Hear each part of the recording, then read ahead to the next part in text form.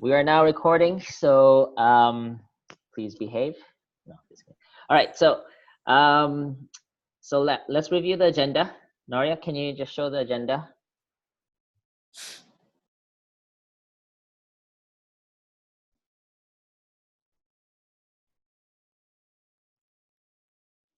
Okay, so she shared this document with all of you already, but we just want to quickly go over this.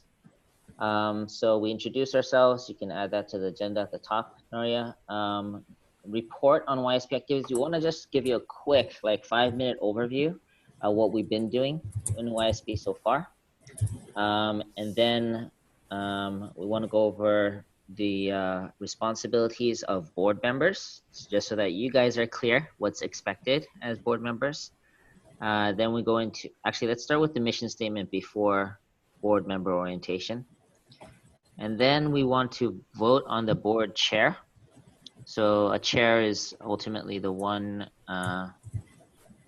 who is kind of, if necessary, if we need to make an executive decision, then the chair is responsible to do that. Then there's committees. So we need to decide on what kind of committees we need in order to be effective. And based on that, we're going to identify who else might be good to invite onto the board. And I'll explain about the value of that. Then we'll go into the bylaws. And then finally, schedule our board retreat in September. So once a year, we want to have an in-person retreat to go over things more in detail. And right now we have several options in September. Then discussion topics, depending on time, we'll go into these, which is what are some goals that we'd like to see happen this year. And then there's 2 key questions. One is on our approach to God as an organization.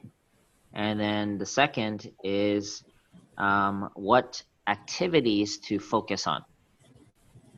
So that should wrap up the topic. Any questions or comments on the agenda? No.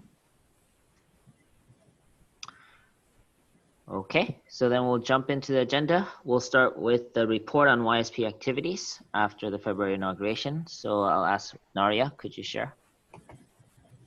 Yeah, can everyone see this?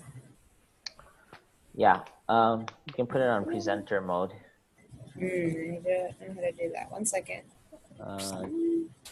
Nope. No, go to View? View, present. Yeah. Okay. So do you see this and also your little screen in the corner as well, or? Yeah. No, we see the whole screen. Yeah. Right. Okay. So. Wait, you should go back more. Now this is as far as I have, actually. Oh, really? Okay. Yeah. So this was the most recent activity. So after the inauguration on February 17th, the first thing that I actually did engage in as a YSP representative was to give a short talk on one of the character education presentations to a group of second generation from DC, and they're actually a much younger group than who we would normally cater to. They're elementary school. Probably the youngest we would go to is middle school, but I was able to adjust the curriculum so that at least they understood the point and took away that living for the sake of others is really important. That's how you define goodness. So it was a lot of fun engaging with them.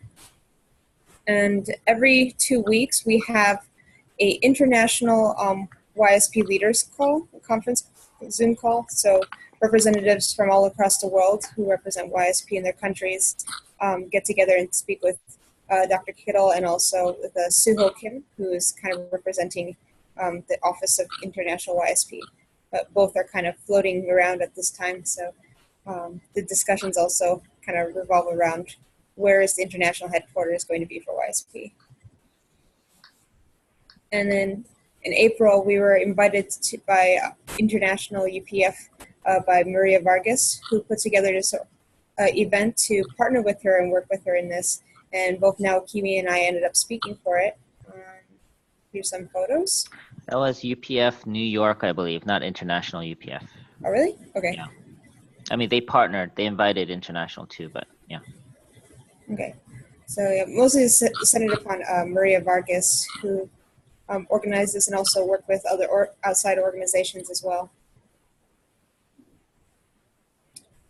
Yeah. So the theme was Together for Peace. It was a international multicultural youth music festival.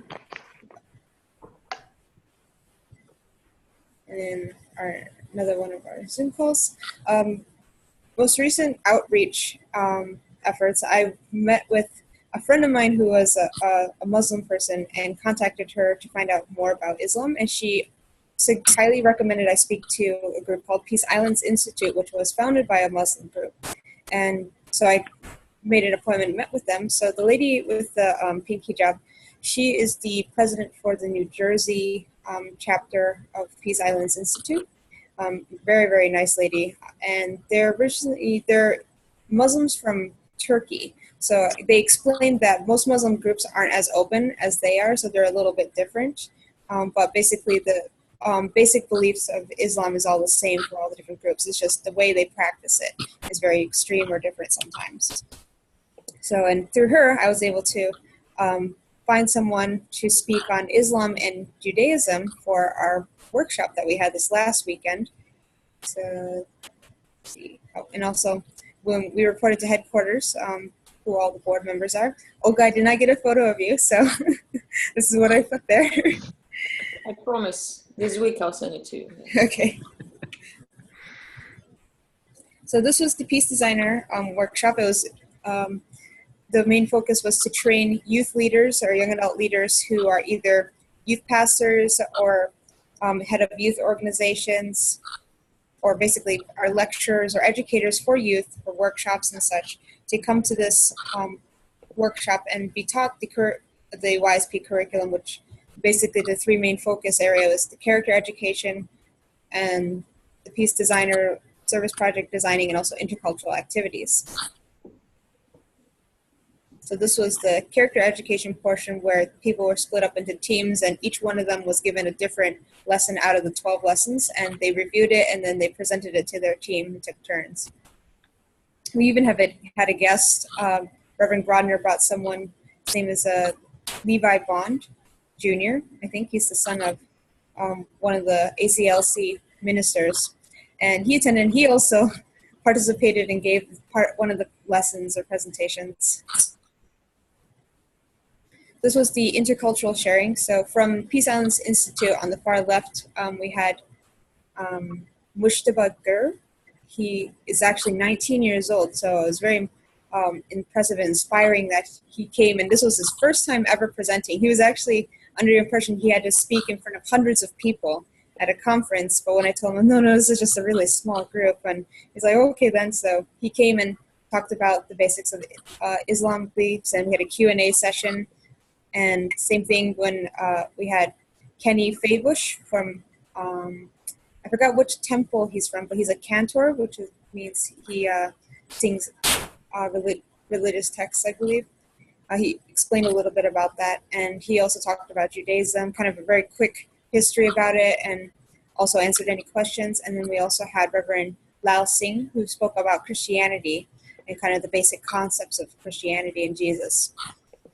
So it was all very educational, and a lot of the participants really enjoyed it. So this was kind of the group photo. Some people are missing because they had to leave early, but this generally, we had about 18 people total participate in this. And it was a 2-day, so this was Saturday. And then on Sunday, we kind of dived into the Peace Designer aspect, where basically we started kind of the step-by-step process, like what is the motivation for doing like a service project, and kind of what the key differences between a peace project and a service project, and really addressing kind of the core issue, like finding the root problem. And we gave them time to kind of research or like list and think about the things in their communities that they really want to address or they see as a problem, and then time to research and talk together and also collaborate and share what kind of things they want to do, and kind of their process and breakdown of trying to address the core issue. So yeah, that's pretty much it. Does anyone have any questions? Yeah, let's open it up to questions and feedback. while you're thinking of that, yeah, Nari did an amazing job pulling on friends, family contacts, and helping to organize this 2-day workshop. And I think it went really well. We learned a lot in terms of what to do, what may need some improvement. And yeah, I think it's great. Any questions or comments about that so far? There was one young lady, a Muslim lady, who attended one of our programs in Korea, and so many of them I can't remember which one, but she was a contact through Tom McDivitt, and I can look up, I have her contact information, but in terms of reaching out to young people she was very well-spoken, very dynamic, and I don't know, she's in the DC area, but anyway, she just reminded me of a very lively and very positive. And she's got some organization that she's working with in Islam from the Maryland area. But anyway, if you'd like, I can send you the contact information. It was a year or so ago. I think I've heard of this person. Somebody else mentioned that there's a contact in DC, a young Muslim lady. So Yeah, might be well received. Okay. Wait, maybe now can you share your screen because I have to type notes. Oh, okay, sure. All right, so any other comments? Yeah, Olga. I was just wondering, which curriculum were you using for that? Was it the one you attached to as a board material? Like, did you? It was 4 Family Loves curricula that Dr. Kittle and Dr. Hendricks put together. Okay, so the one you attached to as a board meeting material, right? Yeah, that's correct. Okay. Okay, got it. And this meeting will be open for, like, you're gonna do it regularly, right? So because I have a lot of friends who are in the international law field, and they will be very interested in such meetings. And religious friends as well. I mean, my dad is Muslim, so I have considerable number of Muslim contacts as well, yeah. Yeah, so. we designed this to be open to non-unificationists. And it was very educational because we had speakers from all the different key faiths. And it was educational for our unificationists, especially. So yeah, that's how we want to design all our programs based on that. Also, we want to include we want to have at least 3 people on the board who are not unificationists as well. That's kind of what we're thinking. So that way, even from the get-go, we have people who have who align with the vision and who can contribute from that level. Yeah. All right. Thank you. Any other comments? No. Okay. Let's move on. So next on the agenda, what do we have, Maria? Oh, we have board member orientation, responsibilities, and expectations. Aha. Can you share that document? Could you maybe actually share it? Do you have it? Should be in the email I sent you. Yeah, okay. I'll open it.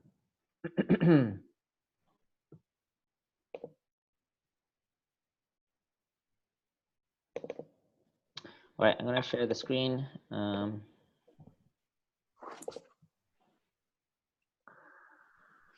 Okay.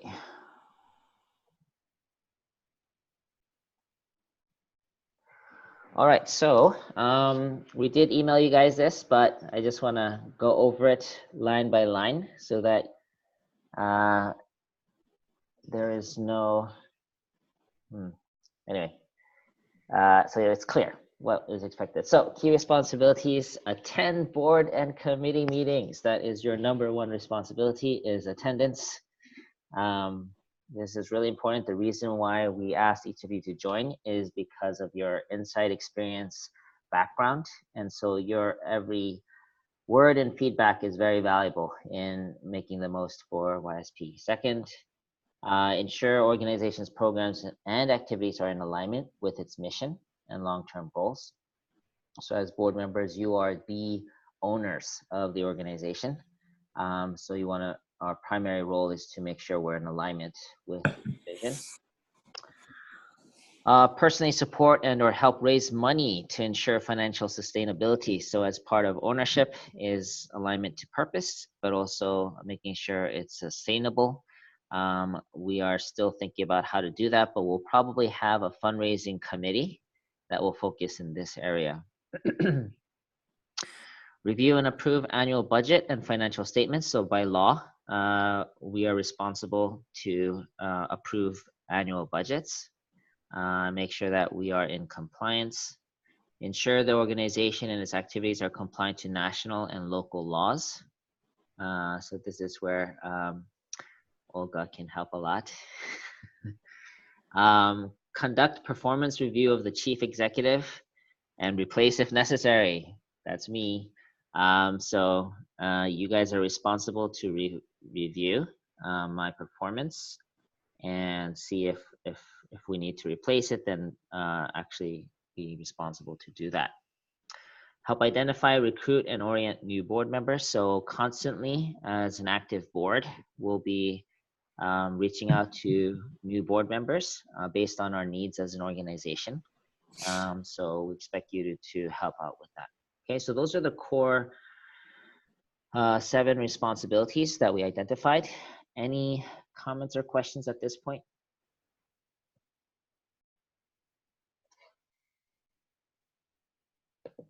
Nope. Did you decide how many members of the board should be there? According to the bylaws, it's a minimum of 3 and maximum of 15.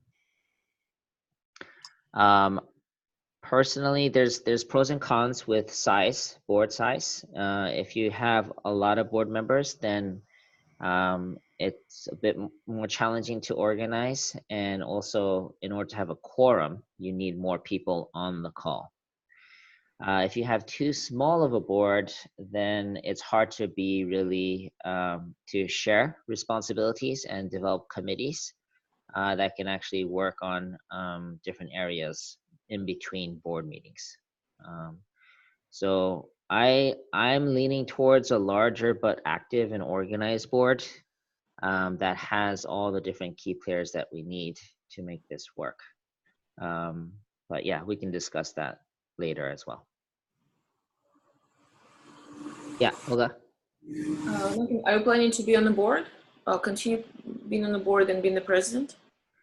Right now, I am I am committed to being on the board. I think it's in the bylaws that the president is also on the board. No.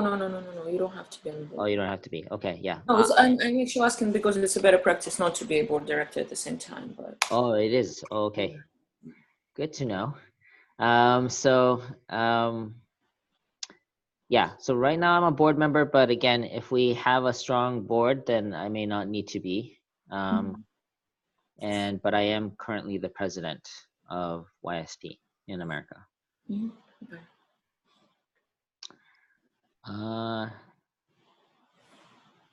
Yes, Terry? I'm sorry. Annual budget? Well, how much you talking about? Right now it's probably gonna look like about 36,000 or something. Where we're getting about 3,000 from the different restaurants right now per month. And that's another reason why we have you on this board. You're our sole financial source at this point. But we do need to think about how to raise funding. Right now, HSA is pretty much covering my salary. And then the funding from the restaurants from the Ocean Group is funding Naria's salary. That's kind of how it's working at this point. Okay. Yeah. All right. Moving on, time commitment. Board terms are for 2 years. So terms are renewable. So it's quite common that you can renew for another 2 years. But the idea is that we don't want it to be too long of a commitment that scares people off. But you can also graciously end your term and move on to other things, but you can focus for the 2 years that you're committed to. Also, quarterly board meetings with one in-person weekend retreat. This is the first one. We're keeping it short because we haven't had our retreat yet, but typically it's a full day in the city at headquarters. That's kind of the idea on a Saturday. But once a year, it'll be a whole weekend. That's more to kind of go over many other things. Also, committee meetings as necessary, determined by the committee chair. So there's the board, and then we'll have 4 or 5 committees. And then whoever's on the board that's part of that committee, you decide who the chair is for that committee. And then you can actually invite other people that are not on the board to be part of the committee. So that way you can have more people help out, okay? All right, additional information for prospective nominees. This is the mission statement, which we're going over next. And then, yeah, so we'll do this. Okay, so these are the responsibilities and time commitment. Any questions or comments at this point?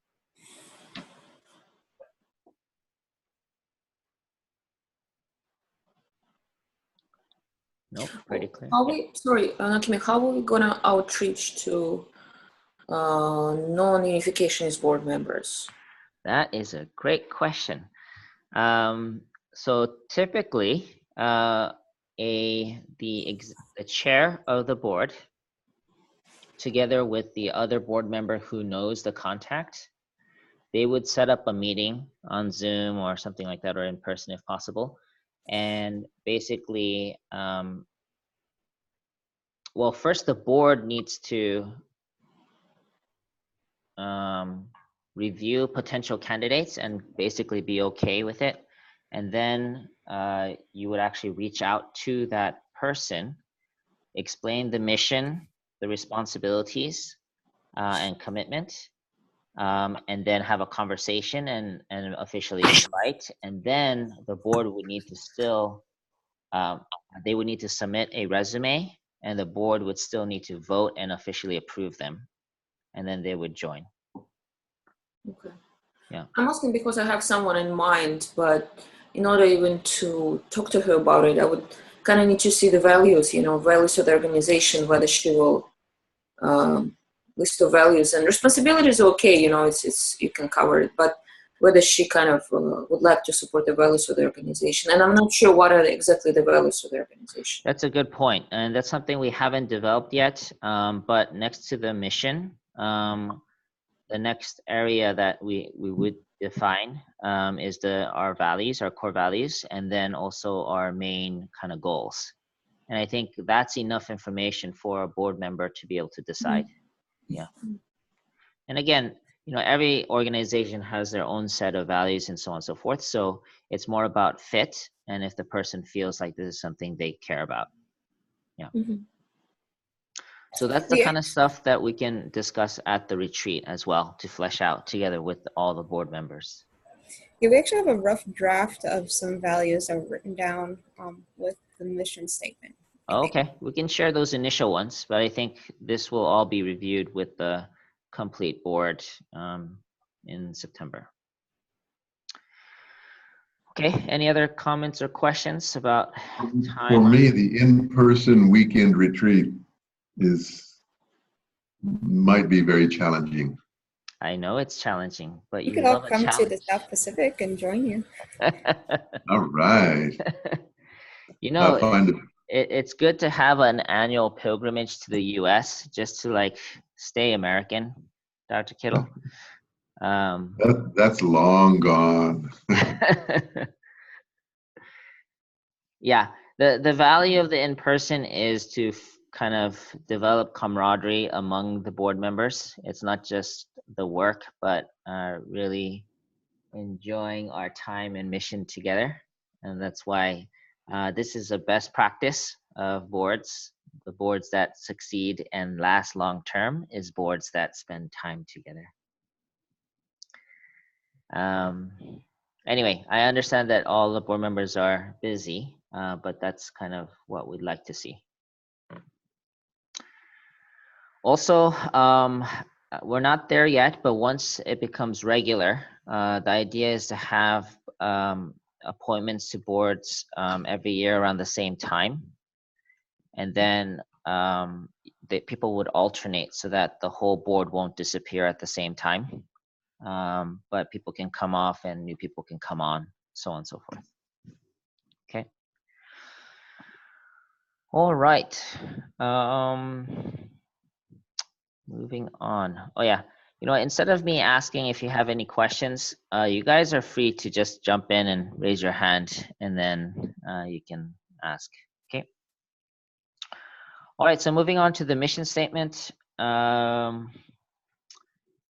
So the YSP USA mission statement that we came up with between me, Naria, and Kayoko, who was a volunteer helping out from Japan, was raising youth and students to become global citizens through character education, service, and actually it's not multicultural, it's intercultural activities.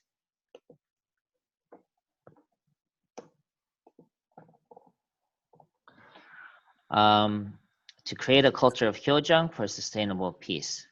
Is this the most updated one? I think this was the older one, but then we just had to change intercultural and also the spelling of Hyojung so that it's one word. Okay. I thought we described Hyojung somehow to make it easier to understand. But anyway, we can review this with the complete board in September as well. But the basic idea was that we identified the target audience, the ultimate purpose, and the three main activities. The multicultural versus intercultural. Multicultural, when we looked up the dictionary, is like having different cultures together, whereas intercultural was emphasizing the exchange between cultures. So we decided intercultural. And yeah, that's that. Comments? Hyojung, of course, is a very specific term. Yeah. That does not readily bring understanding. It brings more questions. And I know it's part of the logo, HJ. And I love the term, and I love the HJ that is there, but I'm thinking, because this is such a public statement, you'll see it all the time in organizations. I'm wondering if it shouldn't be either within a parentheses explain, filial heart or something in some way so that it can be understandable rather than questioned immediately. Yeah, so I think like we did with the certificate on the international level, we might consider doing something similar so that it doesn't become a barrier for people to understand. So that could be tweaked for during the board meeting in September. But something like this would have to be like voted on by the whole board, a change in the mission statement. Okay, and finally, potential committees. These are the 4 that I'm familiar with, and I'll briefly explain each one. So executive committee, usually when you have a board of more than seven or more, it's important to have an executive committee. Usually it's the chair and someone from the finance area, maybe someone from the program committee, but it's a small group of maybe 2 or maximum 3 people that has a more regular relationship with the president of the organization. And it's a way to speed up processes and also be a sounding board and providing support to the president. That's what an executive committee does. And the board would give authority for the executive committee to move on different things. The board would still need to vote on things, but the executive committee has certain levels of authority in order to move different projects forward. Something like that. Let me run through the rest and then we can open it for questions. Membership and Program Committee. This committee is responsible for really defining the main goals or framework for membership and the kind of programs that we'd like to see YSP do here in America.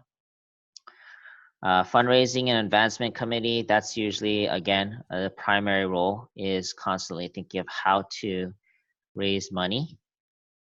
And it's not just about asking for money from people, it's about really making it easy for people to see the value of what we do. That's a big part of it. And also building relations with people.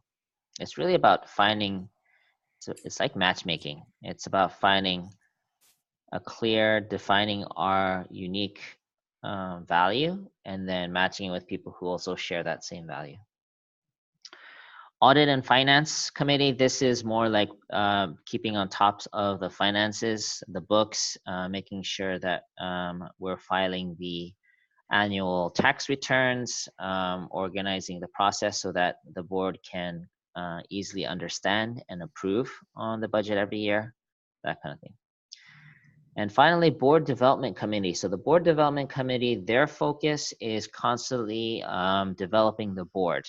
What that means is they're bringing, maybe every board meeting, there's one section where they actually have some education about how to be a better board member. This team is also the one that's organizing the recruiting of new board members. And reaching out to the rest of the board to identify and potential candidates and initiating this whole process of recruiting board members. Okay, so those are different committees. Any thoughts or questions about that? Where would you see education? That's more membership and program. Education would be a component of the programming. So programming includes the whole service, education, and intercultural activities. That's all programming. How many committee members do you like to see on each committee? 3 is best. So you want a board member be at least on 2 committees?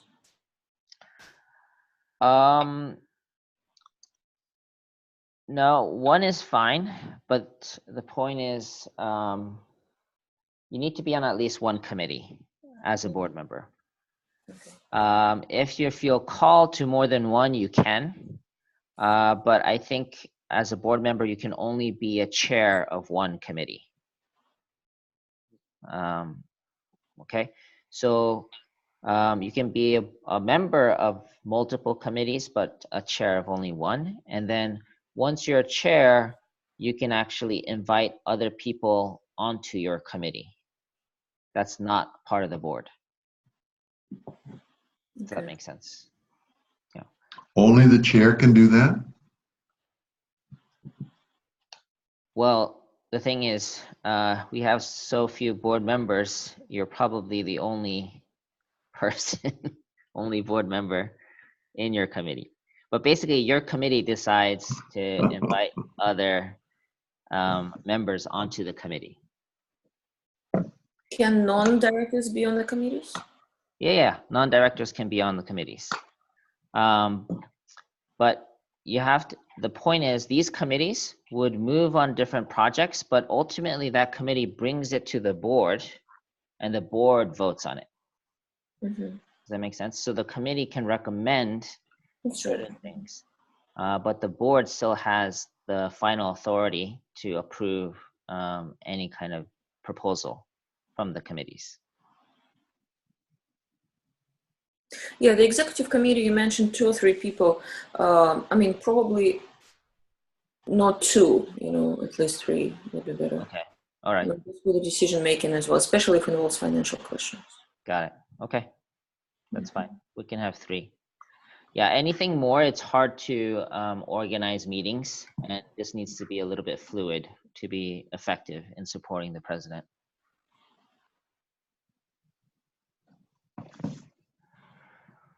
Okay. So, and this will also inform us in terms of who we might want to reach out to for new board membership to be able to fully support the organization.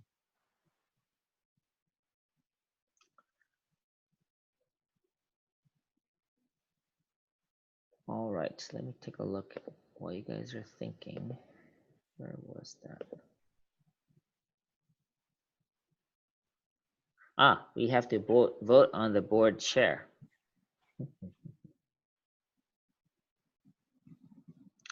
All right, so next on our agenda.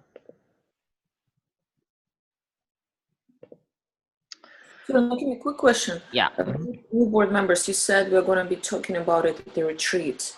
So I was thinking it would be great to have a retreat with new members already. Yes, yes. So actually at this, what we would like to do, that's one of the agendas, to discuss potential board members.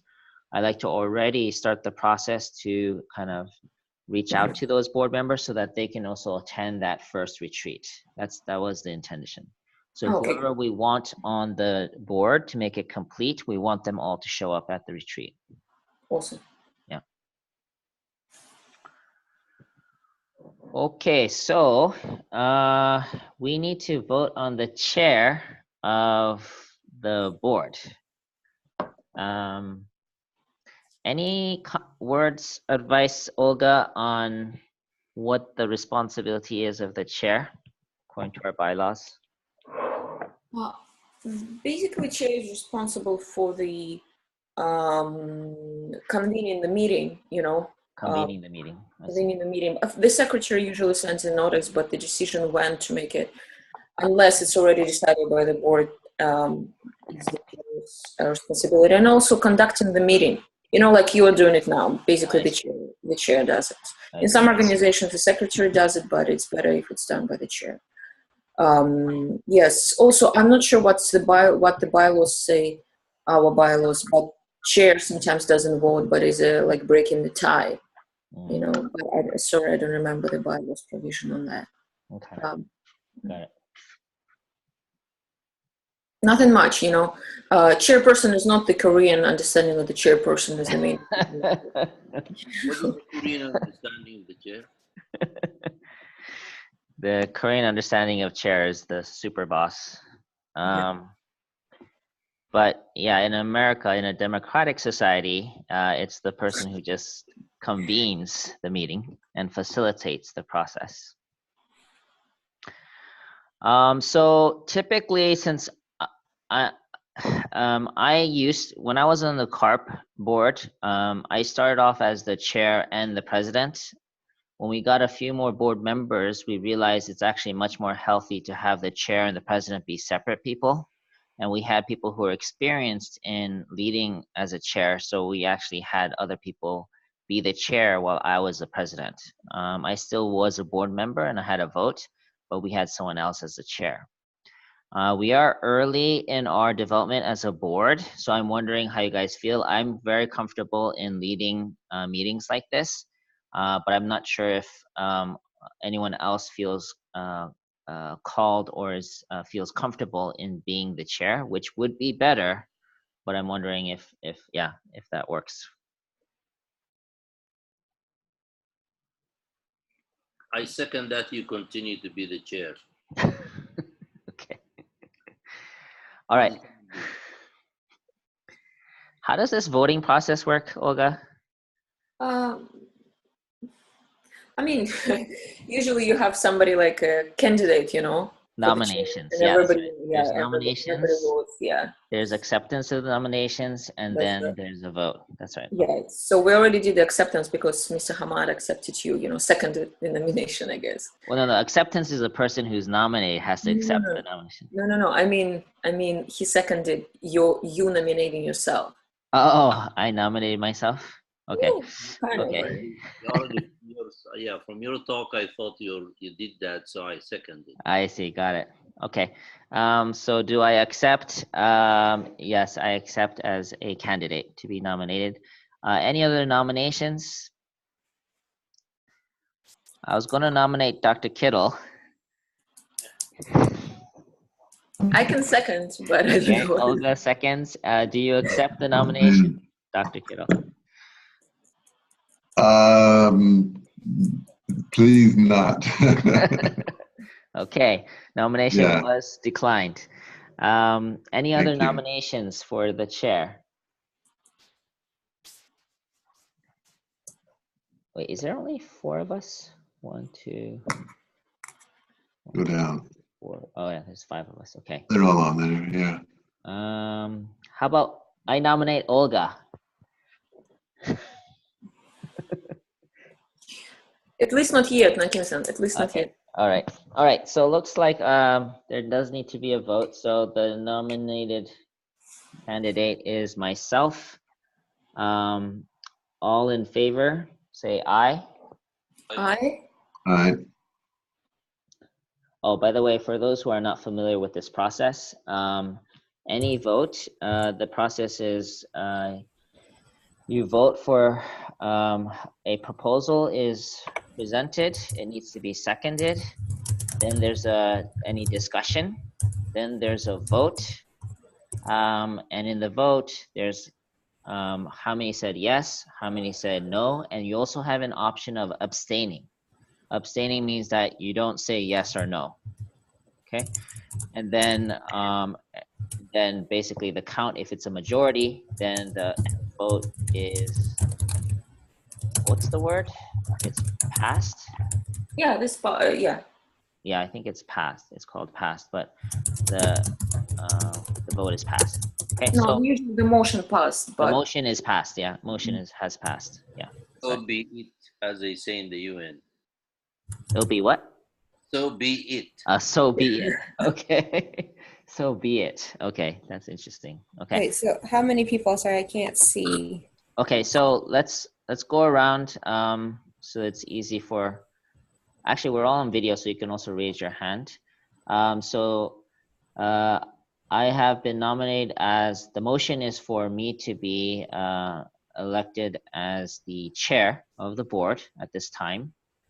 It was seconded by Taj, and you have to record who seconded it as well, Naria. Yep. And any discussion on the matter? None? Okay, so we're going to go into the voting. All in favor of this motion, raise your hand and say aye. aye. All right. Okay, Aye. so it's a unanimous approval, and the motion has passed. Yeah, unanimous with you abstaining. Oh yeah, I need to abstain. That's right. I need to abstain. I cannot vote on my own nomination. So So do I write unanimous with Naokimi abstaining? Yeah, not you abstaining. Yeah. Naokimi abstains, and then unanimous approval. So be it. Let's give a hand to the near chairman of the board. All right. Thank you for your vote of confidence, everybody. I will do my best to serve in this role as the chair. How long, by the way? Sorry. I think 1 year is good, right? I think 1 year to start. So until this time next year, I am committed to serve as a chair, at which point I hope someone else is raised up to be called in that role. Okay, great. So now I want to go into the committees.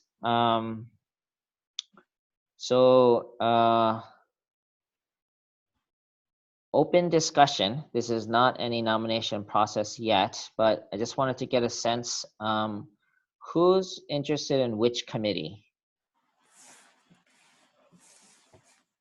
Because you need to be a part of at least one committee. I'll be interested in the board development committee. Okay.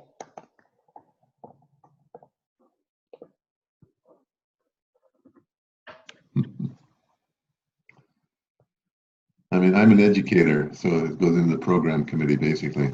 Okay.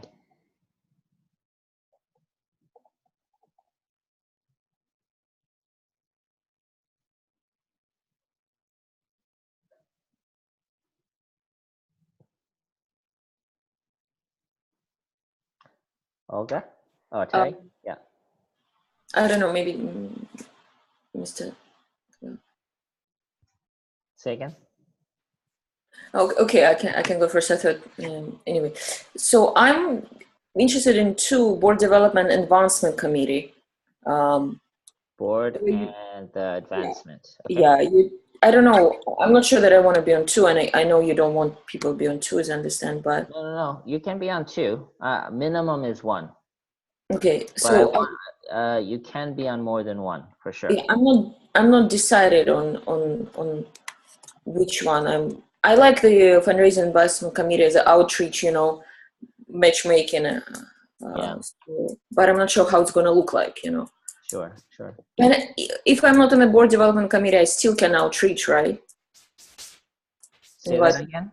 If- Yeah. if I'm- The chair of the committee can reach out to other board members and other non-board members to help with the committee's projects.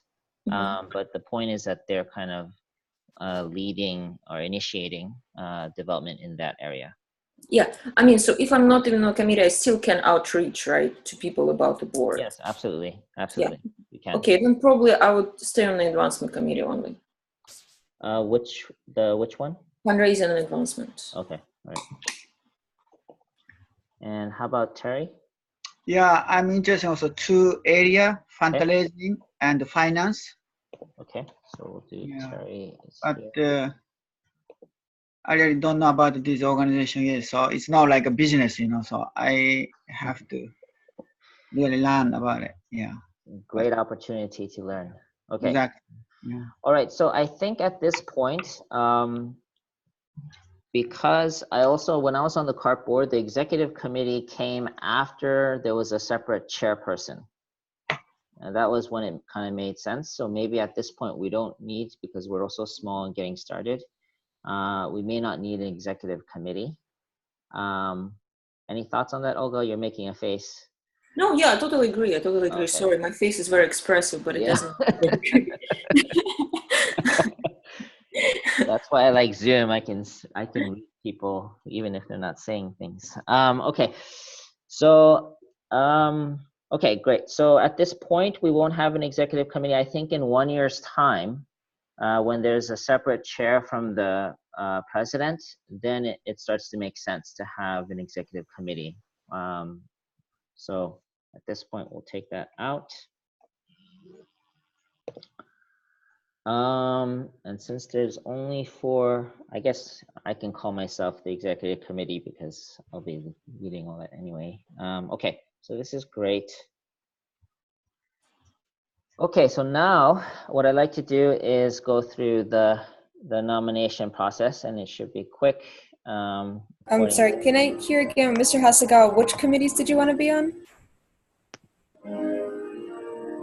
It was the fundraising and the finance. audit, finance. Audit. Yeah. Audit and fundraising and audit and finance. Yeah. Okay. Okay, so we're going to officially make motions. So I move to have Robert Kittle be the chair for the membership and program committee. Wait, Nakimi, are you sure you need to vote on that, or? Oh, maybe you don't.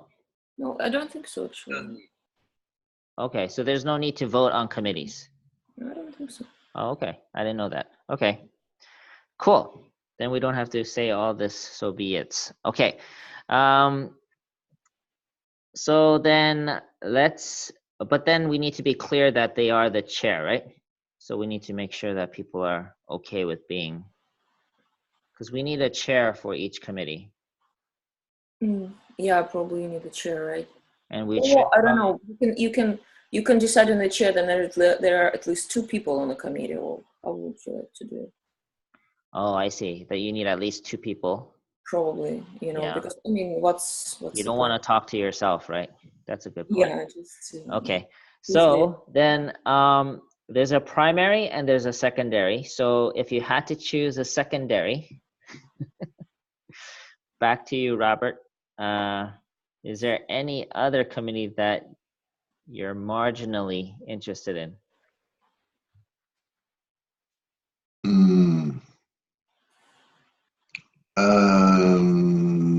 Anyway, it would be by negating the ones that I'm not interested in or I don't have experience in. Or anyone I else guess can also vote, because whoever. board development. Okay. Olga.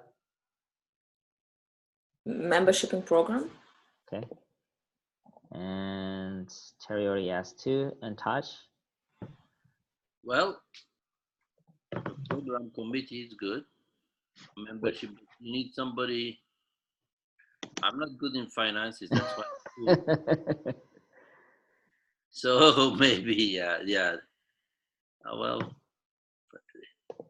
I mean, I can also be part of a secondary committee as well. So Program committee, if possible. program, okay. Touch. All right, that's fine. For now, I'll put myself here as well, audit and finance. All right, so let's do that. And then also whatever's missing, that's. Naria can't be on a committee? She will be. That's a good question. I'm not a board member, but I'm part. Yeah, but then you could be on a committee. Yeah, Yeah. you can still be on a committee. I mean, she'll be supporting all the committees, basically. Oh, she goes on all the committees. Yeah, she'll be supporting. Wait, what? Think of this, Naria, as extra hands to support your work.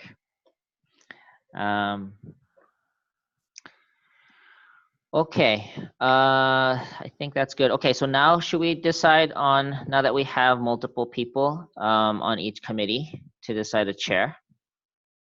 How should we go about doing that? Is that something that needs to be, I think that needs to be voted on, right?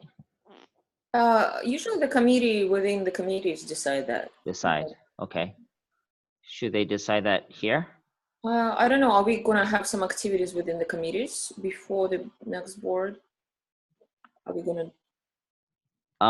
Like for example, the board development committee would need to kind of reach out and help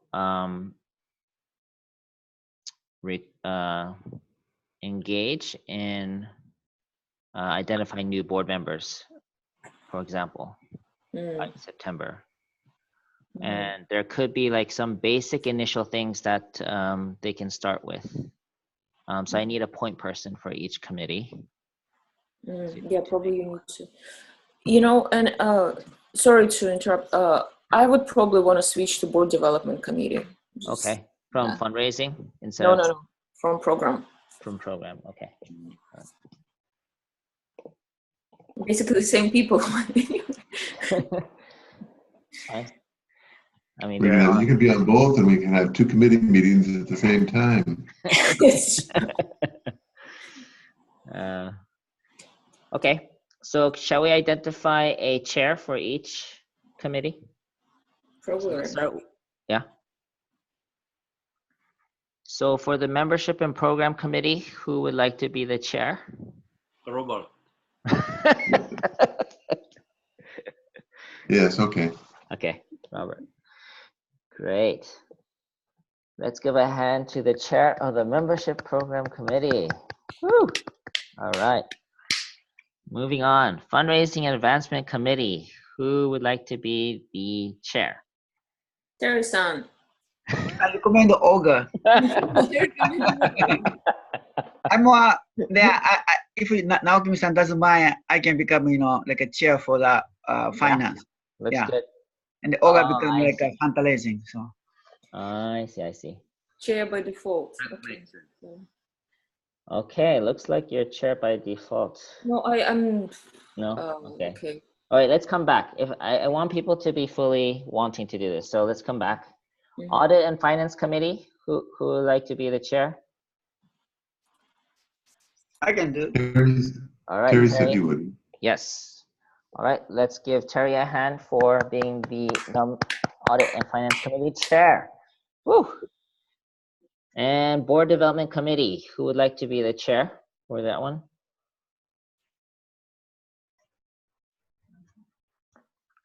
It's either Taj or Olga. Mr. Taj. Okay, I will.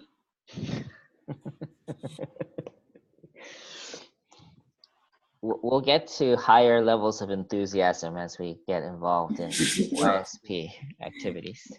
Retreat. The retreat will be great. So then that leaves you, Olga.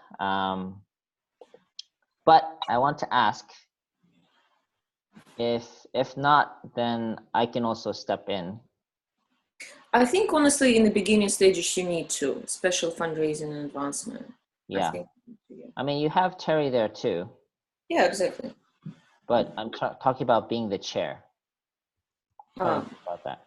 Nakim-san, I think you should be the chair. Typically, the president is also the top fundraiser. Yeah, so. Mhm. Okay, so I can be here as well. Okay. Wow, Olga, you got out of being a chair of any committee. That was masterful. That is true. Actually, I did want to ask again then, if you are not fundraising advancement, I want to go back to the board development because you did show signs of interest in this area. So I wanted to ask if you would be interested in being the chair for the board development. Yes, I'll be more than happy. Yes. I just think, Mr. Hamad, you have a little more experience. I mean, much more experience in me. Well, we could share our experience, but you be the chair. The other thing I want to mention is we do have, I want to keep a balance of elder and younger members on the board. And Olga, you're representing the younger one, reaching out to those networks, also non-unificationist networks too. I mean, okay, if Mr. Hamad insists only for that reason, I don't know. I insist. So Olga, do you accept this role as the chair of the board development committee? Yes, so be it. Yes. So be it. All right, awesome. Let's give Olga a hand. All right. So congratulations, Taj, for getting yourself out of being a chair. No, I got myself in trouble. So I just wanted to make sure I got all the notes down. So I didn't hear Mr. Hamad what his secondary was. So I know his primary is membership and program committee, and then his secondary was the board development, right? Correct. Okay. And then Dr. Kittle's primary was membership and program committee, and secondary was also board development? Yes. Okay, and then Olga's was primary fundraising and advancement committee, secondary board development. I guess looking at this, it's vice versa now. Yeah, vice versa now. Board development is their primary and fundraising is secondary. But I'm sorry, I think Mr. Hamad, your primary was board development, not the program, right? That's correct. Oh, okay. Okay, his primary was also board Board development. development, yeah. Mm-hmm. Switch that. Clean this up later. And then Terry, primary was audit finance, secondary is fundraising, and Was it? Or I guess since he's the committee chair, right? yeah. Mm-hmm. Audit and finance as primary. And fundraising as secondary. All right. Thank you, And guys. what was yours now, Kimi? I mean, I'll be leading the organization, but in terms of committees, I'm leading chair for the fundraising and advancement, and then secondary on audit and finance.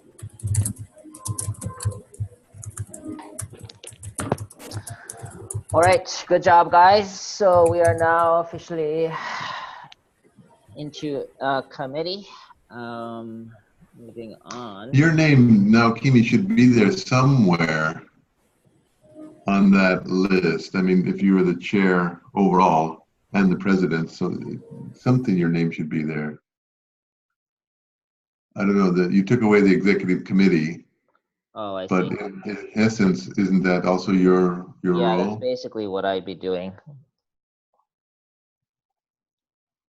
You would, yeah. Executive now, Kimi. Like that? Yeah. Okay, I think as a placeholder, I think that's fine. All right, cool. So I think we're good. Moving on to the next item. 7:13. Did you guys want to take a 10-minute break? Or we want to push on? What time is it? It's been an hour and 15 minutes. The goal is to finish within 3 hours. But I'm just wondering if you wanted a break. No, I'm okay. Okay, all right. I think for Mr. Kittle, the earlier the better. Yeah, finishing earlier is Yeah. better. Okay, all right. All right, moving on. Whew. So we did the board chair, decide on board committee, suggest other possible. Okay, so board candidates. This is important because we want to invite them to the next retreat. So if we can take a look and see, like, given the mission of YSP, there's a couple things I want to mention in terms of the board that I'd like to see based on my experience. One is that I'd like to have it a good balance of elder, younger. I'd like to see also gender balance, male, female. And I'd like to also see non-unificationists, that a quarter at least, if not a third, of the members on the board are non-unificationists. That's kind of the framework that I want to see on the YSP board.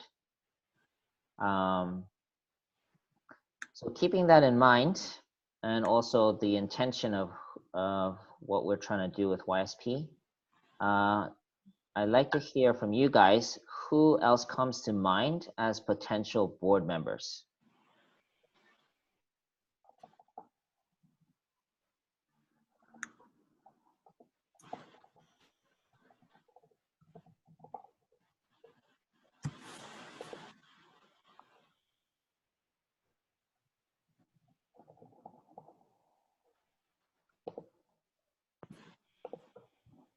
I still need to reach out to more people in other organizations to really maybe find some people as kind of possible candidates. Does anyone have like names that come to mind in terms of? Not at this I point. would like to suggest Hannah Alexander.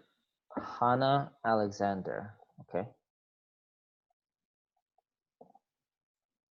She works here with UPF, but she's transitioning out. I think she will be available, but if the committee agree, I could approach her. Okay. How old is she? She's a second generation, She's 35. 35.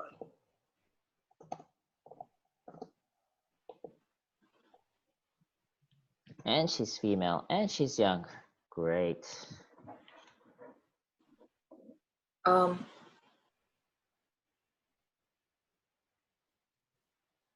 I have two suggestions. One unificationist, one non-unificationist, both young.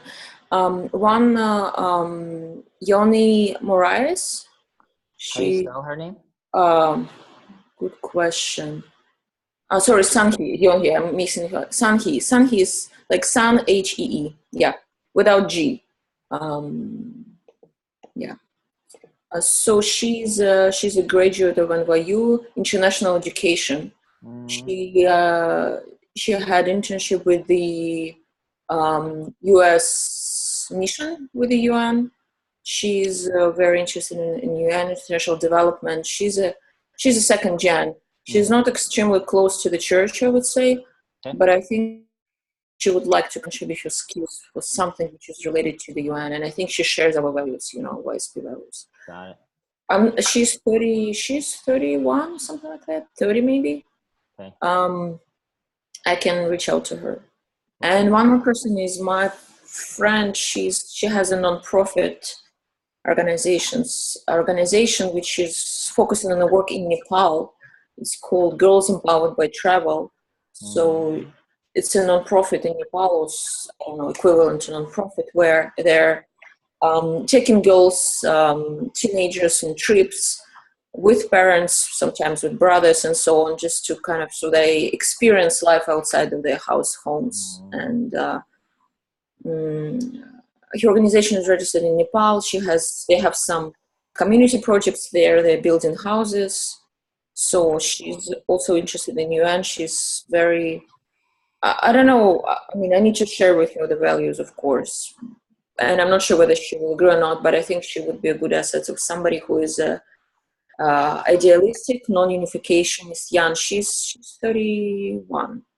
Oh, what's her name? Sorry, she speaks Russian as well. Elena, E-L-E-N. E-L-E-N? E-L-E-N-A, and the last name is Zubareva. It's Z-U-B-A-R-E-V-A. Okay.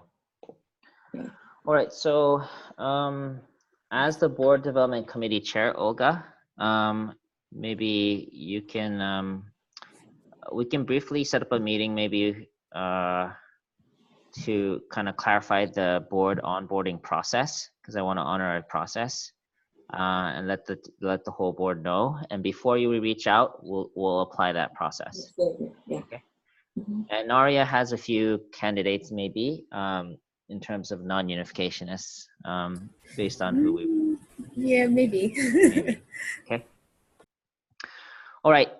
That's all the time I want to spend on this for now.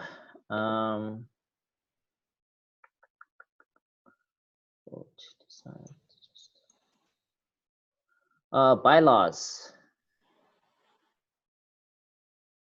Okay. This is the fun part, guys.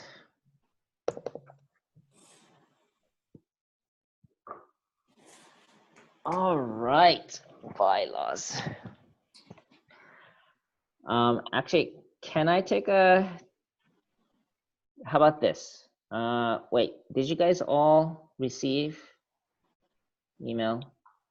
Yeah, please look at the email that Naria sent. I want to take a 10-minute break to go to the restroom and grab a quick bite.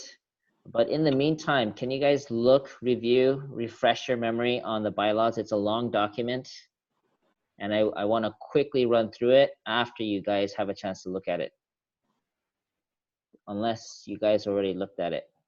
Do you have any suggestions on any specific parts to look at? Because some of them are pretty technical, which you. I mean, they're all titled, so I think you can skim and see which ones are relevant to you. But I'm gonna quickly go over each section and see if anyone has comments on it. That's basically what I'd like to do. Okay, so let's take a 10-minute. Well, I'm gonna take a break. Also, I think Naria might need to as well.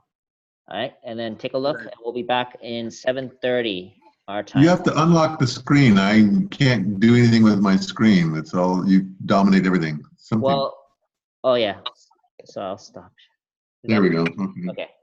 All right. All right, we'll see you in 8 minutes. Please look at the document.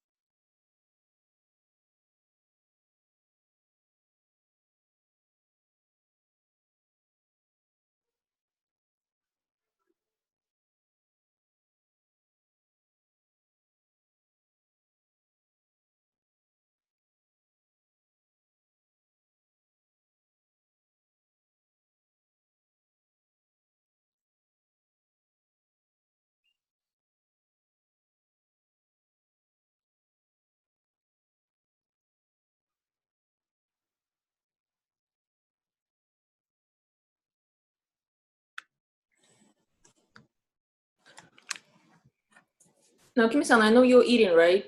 Quick question. Are you recording this workshop, this lecture training?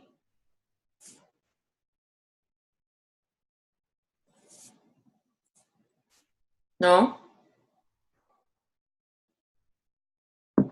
Can't hear you. You're muted. So basically, Reverend Compton, I asked him to organize all of principal into Mm-hmm. 8 30-minute lectures, and it includes from 8? Oh, okay. Mm-hmm. including from POC, fall restoration, and also to parents and the blessing. So it's not just a DP workshop. It's like by the end of this, we want everyone to be able to host a one-day introductory seminar to Family Federation based on the principle. Are you going to record that? This seminar? Well, we have the PowerPoint lectures that Reverend Compton prepared, and all the 25 participants are practicing the presentation so that they go through it from beginning to end 3 times. And then we have like a competition where they're actually, and I'm giving like different tips and different levels to enhance their presentation ability.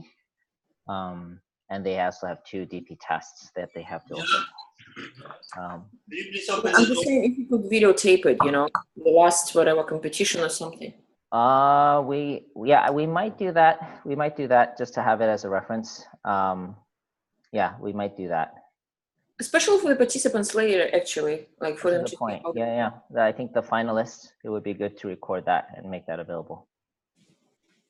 But you can also see it live, because one of the purpose is that each person needs to go back and actually do a one-day workshop. So there should be someone near you that can do it, like Naria. Yay. Yeah, there were about 6 people from each sub-region, something like that. So. All right, welcome back. It is 7:32. It has been 10 minutes. I hope you had a chance to look at the document. So I'm going to quickly go through it, and I'd like to get any feedback from you guys. Okay. So let me share the screen one more time.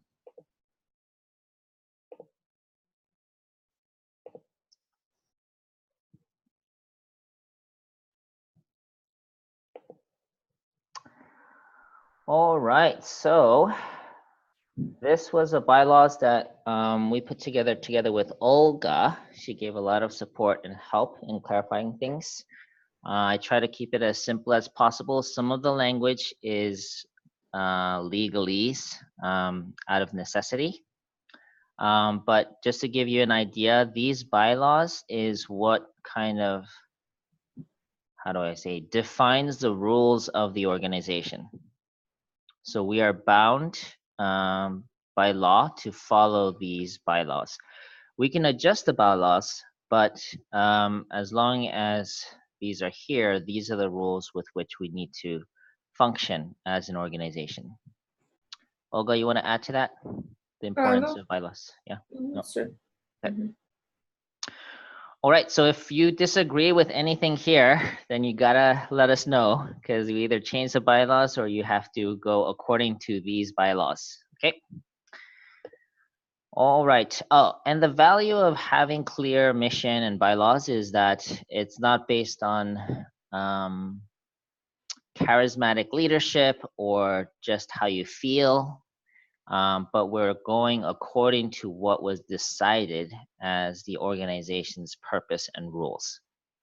So this is really important because if by having these clear documents, anyone can actually join or work with us, even non-unificationists, because this is what guides our organization.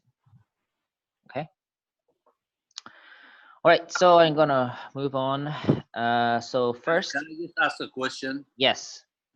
On section 1.1, the name, it's called the association shall be or the organization? Ah, okay. In the same sentence, it says it's going to be referred to as the organization. So I don't know if But why the associations? Association is different than organization. Olga. Association is a general word which describes association of people, you know. It's not association with a capital letter. It's just a collective, you know. Understand? But Something. because I mean, I see in other area in section 1.3, it's called the organization. They call the organization. Yeah, so I mean, you know, Go ahead. Go ahead. it's semantics, Mr. Hamad. The association means just some kind of group of people that got together, you know, and this group is called Youth and Students for Peace, which we're going to call organization. You know, you can call the organization. It would not change the meaning too much, but if you think it sounds better, then why not? I just refer to it in the other area in the document as the organization. Right? Yeah, that's right. It does refer it because if you go farther down the sentence, it says hereinafter in these bylaws referred to as the organization, right? It's the legal way to address that. Yeah, the first sentence, it says the association shall be known as Youth and Students for Peace, here and after in these bylaws referred to as the organization. Okay. Yeah. Got it. Okay. Got it. All right. So yeah, stop me at any time when in each section, okay? So that's about the name. And again, we can change the name if the board decides. Principal office, we are organized in New York. We're in the 12th floor office. Other offices, we may have other offices in other locations where it's qualified to or registered. Okay. Articles 2, mission and purposes. Mission, I already said it, but raising youth and students to become global citizens through character education, service, and intercultural activities to create a culture of Hyojung for sustainable peace. As was mentioned, we may want to put in parentheses or something to explain what Hyojung is, and that's something that can be adjusted at the board if we want to. Would you like Hyojung to be as one word? Oh yeah, yes, yeah. Is that something? Yeah, maybe Naria, if you can adjust the Hyojung in the final bylaws. But it is important, as Dr. Kittel mentioned, that we explain this word because kind of for an outsider, as you know, it doesn't mean anything. Yeah, exactly. So we did find a way to do that on a recent certificate that we discussed on the international level. So we might use that as a reference to make a similar adjustment. Okay. So somebody's going to propose some kind of an amendments before the next board meeting? Or either before or at the next meeting. Because we'll review the mission statement with the new board or updated board, and at that time we'll have some recommendation ready. Okay. I think the model that we used in the certificate was to put in parentheses culture of filial piety or something like culture of I heart. see. Something. Culture of heart or culture of filial piety. So then it would read integral activities to create Hyojung, parentheses, a culture of filial piety for sustainable peace. Was Hyojung parentheses or was culture of heart? Or maybe it was just filial heart. It doesn't read well like that. I mean, it's not a Okay. culture. Okay. I'd have to go back, but something like Hyojung, parentheses, filial heart or something. Got Yeah, it. because Hyojung itself means filial heart, and then when we say Hyojung culture, that's culture of filial heart. So Yeah. Yeah, something like that. All Simple. right. So we'll take another look. Maybe Naria, if you can, or Dr. Kettle, you have access to that certificate, right? I can't do anything with your screen locked. I can't.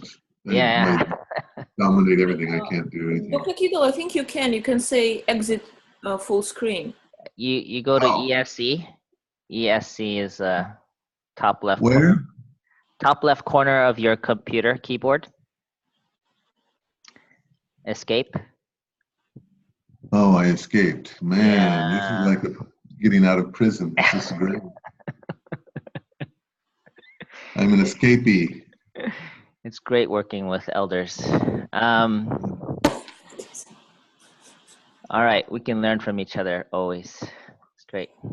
All right, moving on. So, purposes. All right, lots of purposes.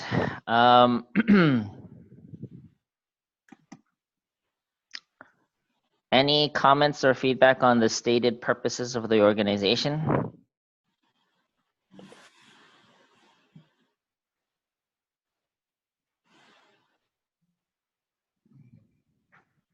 So in short, character education, service projects, promoting family values, collaborating with like-minded organizations, receiving funds to support that, and The last one seems a bit vague. To achieve such purposes by, among other things, soliciting contributions. It's kind of a duplicate of the one above, contributions from the general public.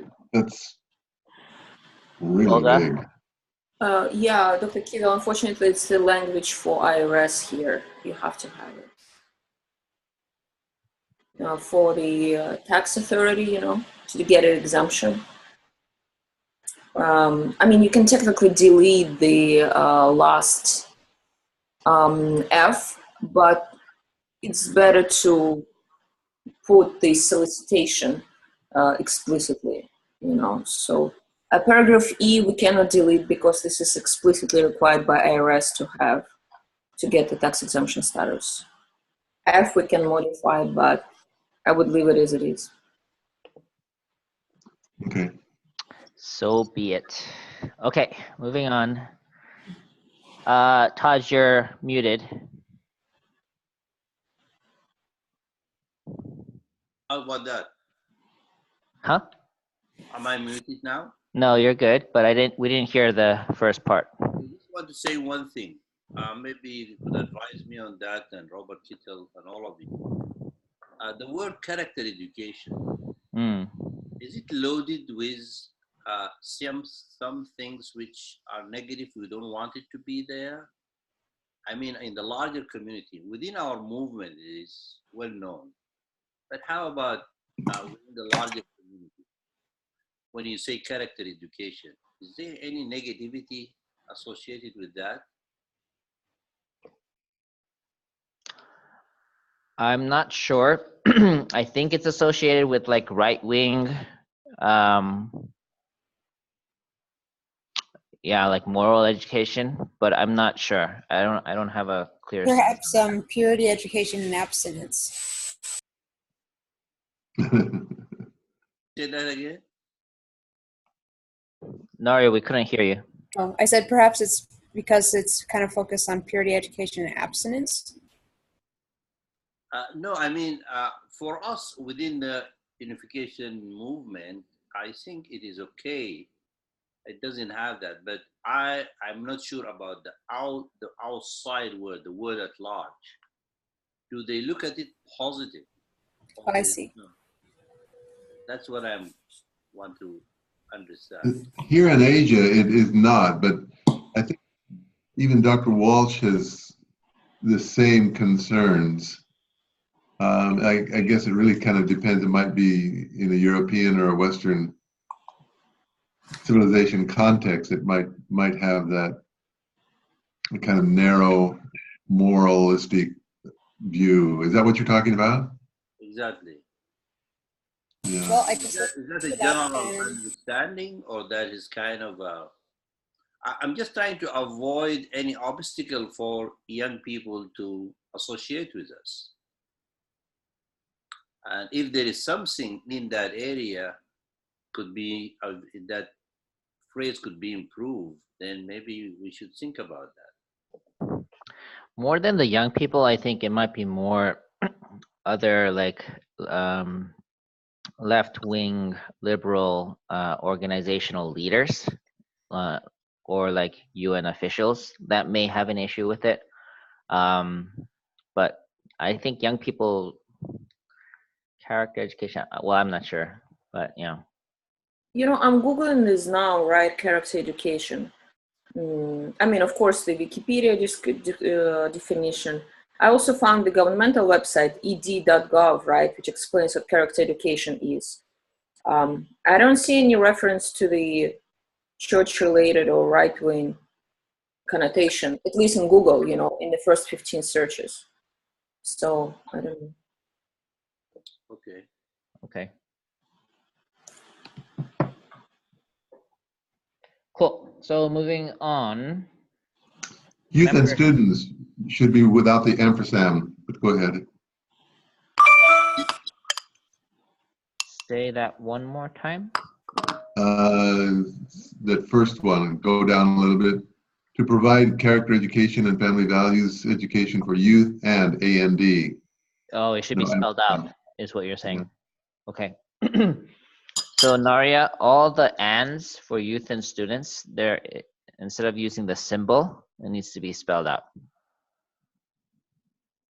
I'm sorry, actually going back to character education, family values is actually very right way. Ah, there you go. This is what triggers people, that's for sure, family values.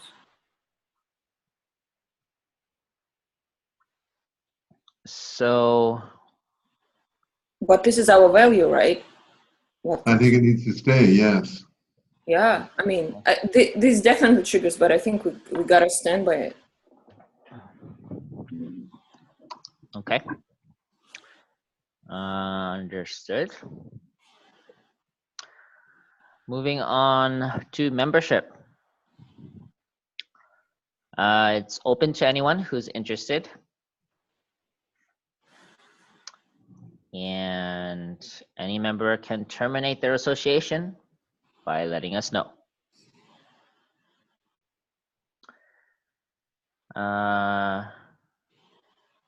Members can also be expelled. Does that termination have to be in writing? It says, upon lodging notice with the president. What are we looking at? Voluntary termination of membership. But I'm looking at section 3.3. Maybe I've gone down too far. Yeah, we're on 3.2. 3.2. All right. The next one says termination of membership for cause. Okay. Yeah. I think it's better if it's clear that these things have to be in writing just for legal purposes. You can say upon lodging written notice. Which means written, right? Yeah. Okay. So. No, you can add written notice between lodging and notice. Oh, I see. Lodging, written, upon lodging written notice. Mm-hmm. Okay. Naria, are you able to edit this document or keep notes of what needs to be edited? I might have to get the original one from Olga. I think this is a PDF. Yeah, I'm keeping the note. Oh, okay, so Olga can help with that. Yeah. So Olga, can you make the edits that anything that we talk about here? Yeah, I'm Okay, doing it. awesome. Well, Thank you. All right, termination of membership for cause. Any member can be expelled for cause upon the affirmative vote of a majority of the members at a duly convened meeting of members. Yeah, I don't foresee an actual meeting of members, but in this day and age with digital, if necessary, that's possible. So are they terminated when the board terminates them or when they're notified? And does the notification have to be in writing?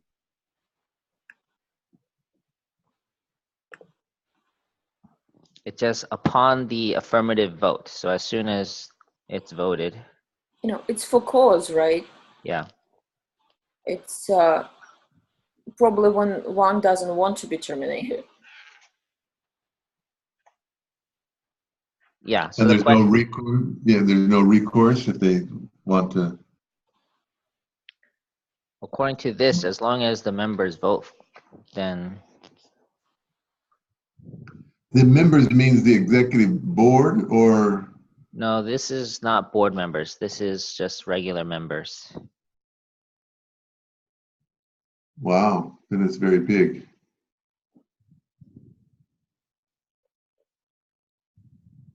I mean, I doubt we'll be in that situation. Right, but when you need it, you really need it. Yeah.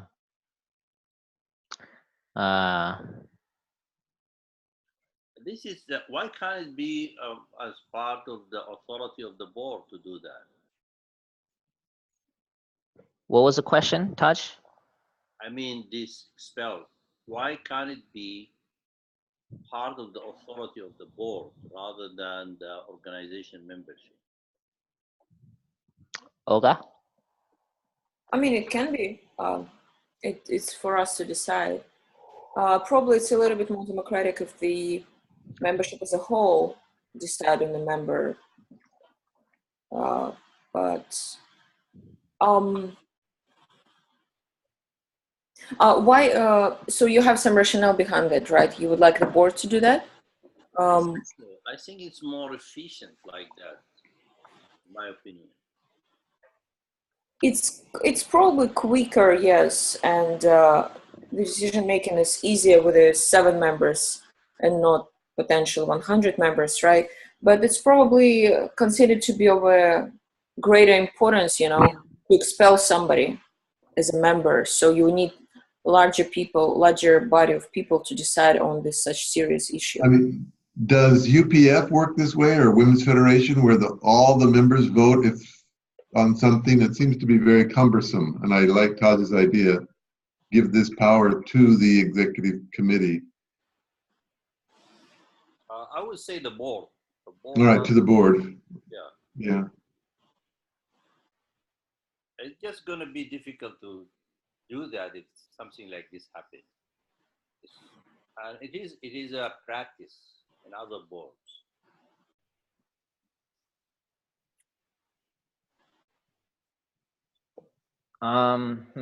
Okay.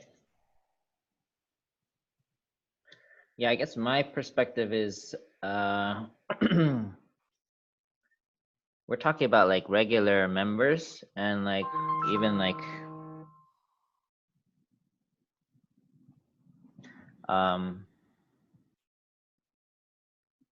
yeah, I feel like it's more than what a board needs to be involved in, maybe.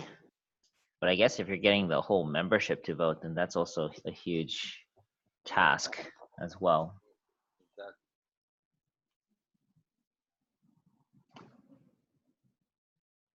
And do you have the criteria for them to become members? Right now it's open membership, so anyone who's interested can join.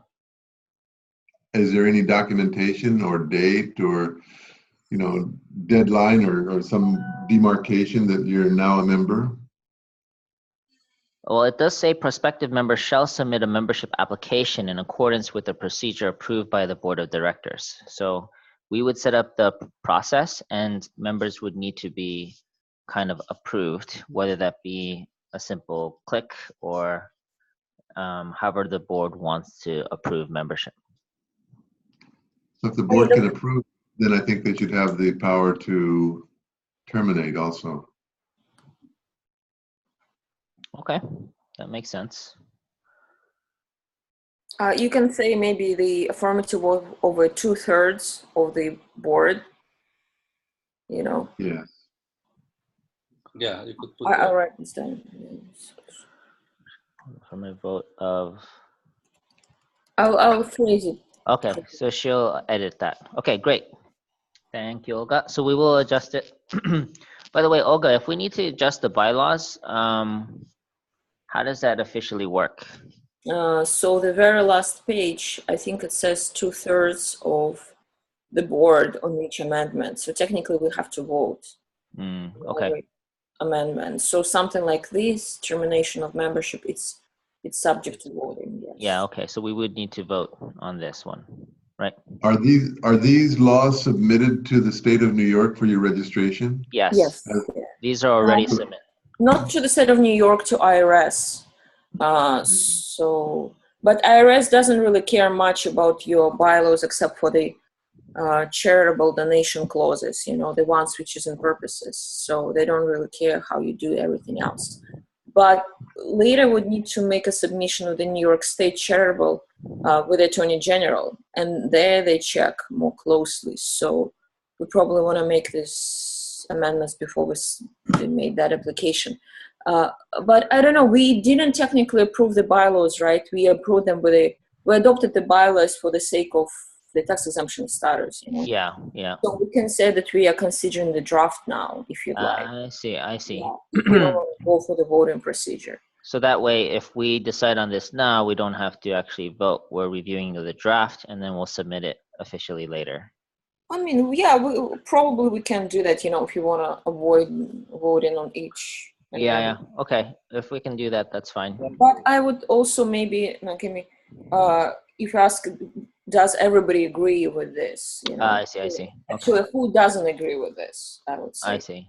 Yeah. Make sure that you have some kind of approval of the consent of all the directors. Okay. So, although it's not an official motion, so Dr. Kittle and Taj mentioned that they would like the board to have the authority to terminate membership. How many? No, I'm voting. Who doesn't agree with that? Yeah. Is there anyone who does not agree with that proposal?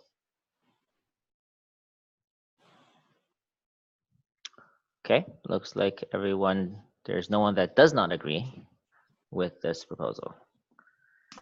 That makes it unanimous. Not necessarily, because there might be people abstaining, but okay. Moving on, membership registry. Wait, what a question. What if we're all abstaining? Well, you can't, because it needs to be nominated by one person. I mean, someone has to propose it, and there needs to be a second, right? We can agree that if you're not disagreeing, then you're for. Okay. Yeah, so that's what I said. Yeah. Be responsible for your. That's my point, because we could all. He said, "Well, nobody disagreed," so then. But he said, anyway. That's my point. Okay. Thank you. Wonderful. Okay, moving on. Membership registry, secretary shall remain all records. Compensation, no member shall receive any commissions or compensation in connection with being a member. This is like regular member, not board member, right? Yeah, just regular member. Regular member, okay. Article 4, directors. Okay, this is where it directly applies to you guys. General powers, board of directors shall constitute supreme authority of the organization. It shall control the affairs of the organization and shall retain all rights and privileges not specifically assigned to the president or any other organization's officer. Let that sink in. Supreme authority, guys. Whatever's not mentioned specifically as my job or any other officer is your authority.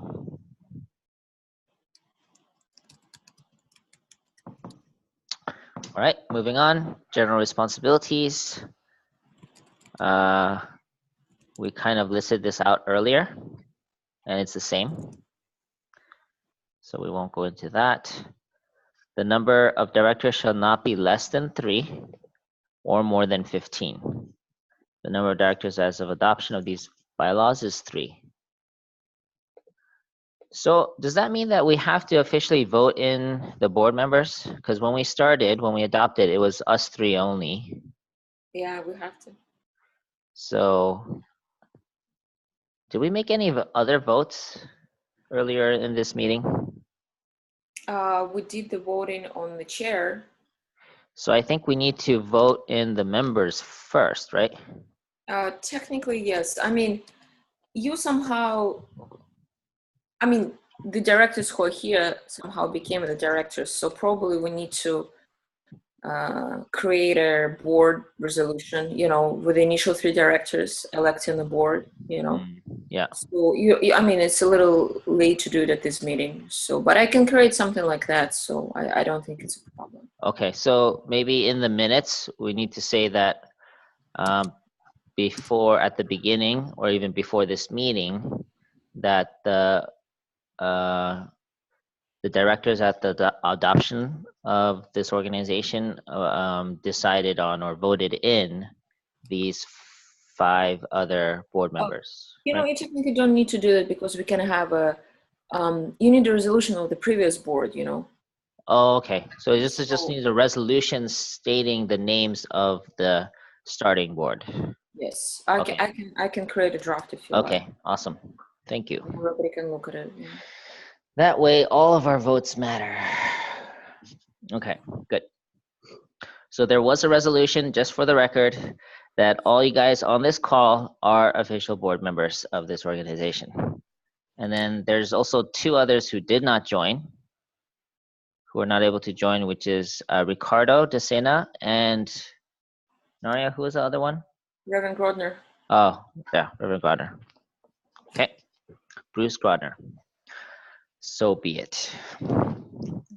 I like that statement. All right, election.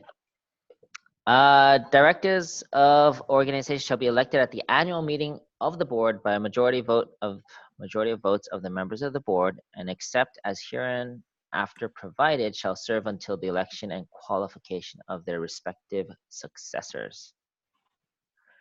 The term of each director shall be 2 years. They can be reelected unlimited number of times. Is that voted by the members or a quorum of the members of the board? It's any meeting is based on the decision of, I think it's somewhere later in this document, but basically my understanding is that if there's a quorum, meaning a majority of the participants of the board are present, they represent the whole board. And if a majority of those who are present vote on something, it is adopted for the whole board. So if there's if there's 7 board members, that means 4 need to be present. 3 people can decide for the whole board in that situation. Is the quorum a simple majority or 2/3? Sorry, I don't remember. Quorum is simple majority.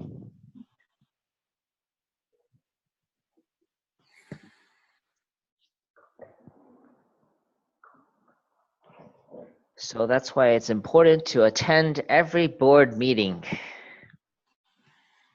At least by phone. Yeah, at least by phone. All right, moving on. So that means the annual meeting, I think, will be the September one at our board retreat. That's where I'd like to vote in new board members, if possible. Okay. Is that date being fixed or? That's one of the things we're going to decide together at the end of this meeting. Okay. Yeah. Vacancies.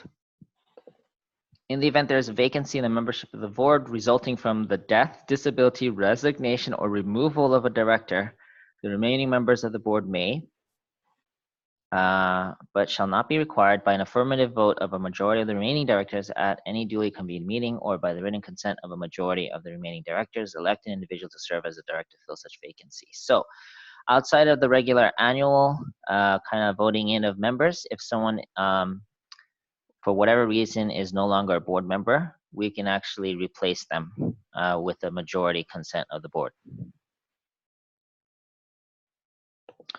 And the term of whoever elected, the term of any person elected to be the director pursuant to section 4.5 shall be served the remaining term. So it's a 2-year term, but if someone is replaced, then they serve until the rest of that term. It doesn't start like a new 2 years. Okay. Any director may be removed with or without cause by a qualified majority. vote of the directors constituting a quorum under section 4.7 of these bylaws. Wow. I mean, this is a typical standard, but what that means is that, let's say there's 7 board members and 4 people are, I guess that's not as dramatic. Let's say there's 9 board members and a quorum is 5, right? So 5 people show up. If 3 of those 5, 2/3, 3 out of 5 is not 2/3. Okay, so it's actually hard. It's not that easy. Because you need 2/3, which is 6 out of 9, or 2 out of No, it's 2/3 of the quorum. 2/3 of 2/3 of the quorum. Okay, that's right. That's right. So if there's 7 board members, 3, 4 is the quorum. 4 is the quorum. Two-thirds of the You need 4 3 is people. Yeah. yeah. So 3 people can vote out any of the other board members. In the 7-member board, there is no difference between qualified majority and simple majority, because Yeah. it's same 3. But if there will be 8, there will be a difference already. That's So- right. That's right. So the number of board members does make a big difference in terms of how many people are needed to make a major change like this. Is that what happened with UCI? Yep, that's what happened with UCI. But this is a standard practice in terms of how change can happen at a board level. the only You know, thing is, since sorry. you're dealing with the removal of directors, they're a very high level position. You could put into it that all of the board members need to vote. So you don't need, on this particular issue, you can take out the quorum minimum and they could vote either by writing or, I see. Actually, Dr. Kegel, usually even on the removal, the quorum is higher. The quorum is 2/3, for example, right? So 2/3 of 7 is the quorum, and then 2/3 of that one will constitute a vote. Or in this case, we could just say the quorum is everyone, right? But it will be very hard to remove anybody. 2/3 is usually enough. I mean, you can say 3/4, but yeah. No, not in terms of voting. It could be 2/3, but No. I'm talking about the quorum. Quorum. Oh, okay. I'm talking about the quorum. But why have a quorum? Just say, all of the directors, if you're removing a director, then it shouldn't be able to be manipulated like that, and just give that authority to everyone, and they don't have to be present at a meeting to vote. They can vote, by mail or after notification of the issue, something, I don't know. Do you want to make it more? No, I mean, so you want basically the quorum be everybody. So the quorum for the purposes of removal is the full board. I mean, with exception of the person you want to remove, probably. That's why there's usually 2/3 for the quorum for the removal. Understand? I see. So, I mean, let's count with this board, right? Yeah. 2/3 of 7. How much is it? 5. 5, right? It's not 4, it's 5. So the vote of these 5 people, is enough. And out of these 5, it's 2/3, so it's 4. I mean, if you require everybody, yeah, I mean, it will be very hard to remove anybody. It's usually 2/3 or 3/4 as a quorum. And then out of that, 2/3 for the vote, for the affirmative vote. Yeah, so Olga's talking about the opposite challenge. You don't want to be removed get taken over like that. But the opposite is, let's say someone's on the board and switch sides, or is not supportive of the organization or something like that. To remove that person, if you make it too difficult, it might be they would just need to convince 2 other board members or 1 other board member to stay on the board. Yeah, usually there's one who supports that one who doesn't want to be removed, you know. Yeah. So probably 2/3 would be. I mean, I can maybe send you the links of how it's usually done, if you'd like more input on that. But my suggestion would be the quorum of 2/3 to make it workable. A quorum of 2/3 or a vote No, of 2/3 both. of the quorum? Both. The quorum, you know, for the meeting to be considered valid, you need at least 2/3 of the directors be present by different means of communication, you know. On this specific issue, On but this- not on a general meeting. Yeah, on this specific issue, yes. So basically, You can work it out. I'm just throwing that out there that it would make it more. yeah, this is usually quorum of 2/3 is usually workable, you know, and it still represents the good majority of the directors, you know. So. Okay. All right. Mhm. But then your next statement is a simple majority of the directors shall constitute a quorum at any meeting. Yeah, except I can put the Right, qualifier okay. here. Yeah. Except for the removal of a director, Yeah, exactly. or except as in section 4.3, or 4.6. Okay. Actually, it already says here, unless this bylaw specifically require otherwise. Okay. Yeah. I see. Okay, cool. All right, as a board member, it's very important to know these rules because you are responsible for whatever is decided. Even if you don't attend the meeting, as long as there's a quorum, whatever is decided, you are legally responsible for. Not exactly like that, but yeah. Oh, okay. Sorry, don't want to scare you guys. Just saying how important it is to be a board member. It is very important. Okay. Voting. Here's the rules for voting. Any member of the board, each director should be entitled to 1 vote. Okay, that's fine. So I already mentioned this, but anything approved by a majority of the directors present where there's a quorum shall be the act of the board. No director shall be permitted to grant a proxy to any other person. So you cannot send a representative of you to join a board meeting. You are the one who are responsible and you are the board member. Conflicts, not any,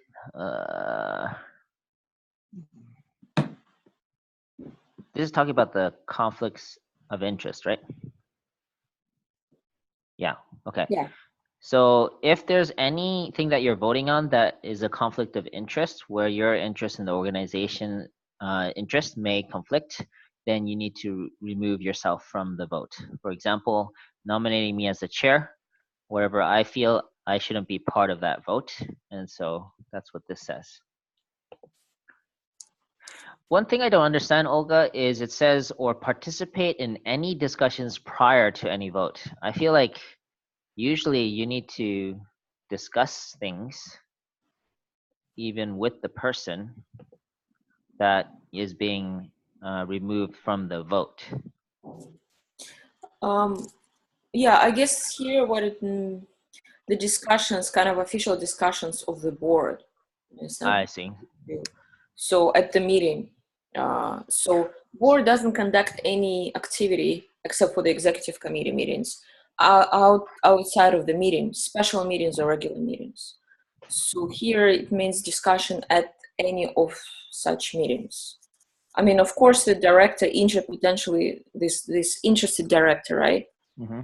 Whose conduct is under, I don't know, under discussion. Of course, he or she can provide the explanation of this and that. Yeah. Yeah. It's not a discussion. You know. I see. This is a discussion, like, for example, motion is forwarded, nominated, and then there's discussion. So at that discussion, they're not allowed to say this anything. kind of discussion, yes. Okay, got it. Okay, certain definitions, transactions, and interested director. Okay. So they're defining this to make sure you understand that any transaction clause is anything where there's an exchange of value, for profit or nonprofit.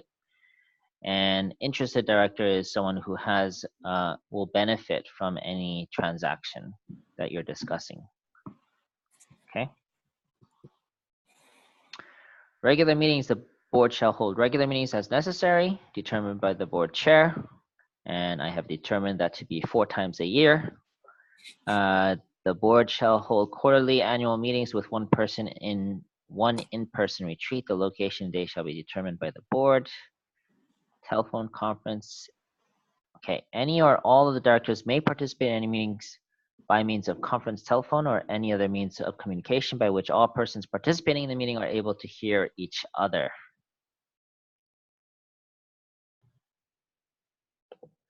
Okay, so I'm not sure. Anyway, you get the point. Basically, you need to be able to hear each other to be part of a board, part of the meeting. Action without meeting, except as provided by the law. Any action permitted to be taken.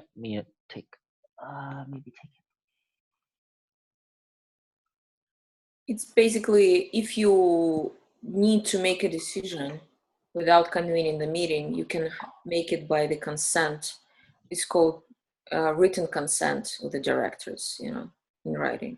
I see. So in a special case where we may not have a chance to meet in person, we would first need to get written consent. So an email sent out to the boards. Can we decide on this by email? They say yes, and then we send it out. People can actually give their vote via email, is what you're Yeah, saying. that's right. It's usually involves the resolution, adoption of some kind of decision, you know. Yeah, It's yeah.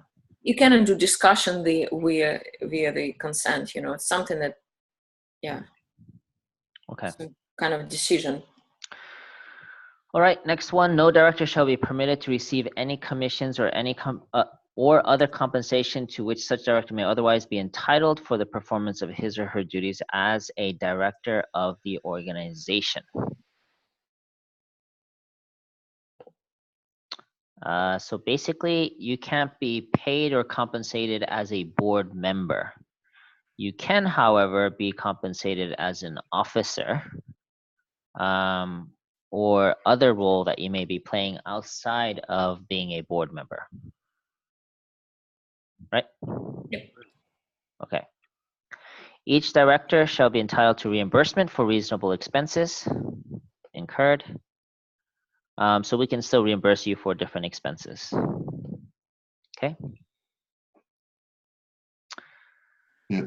The board may establish one or more committees. Okay, which we did. A committee shall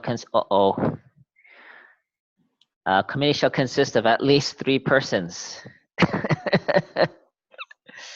That's what the bylaws say.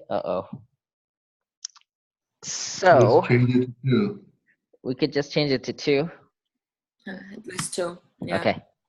All right. And then the executive committee is the only one that's short.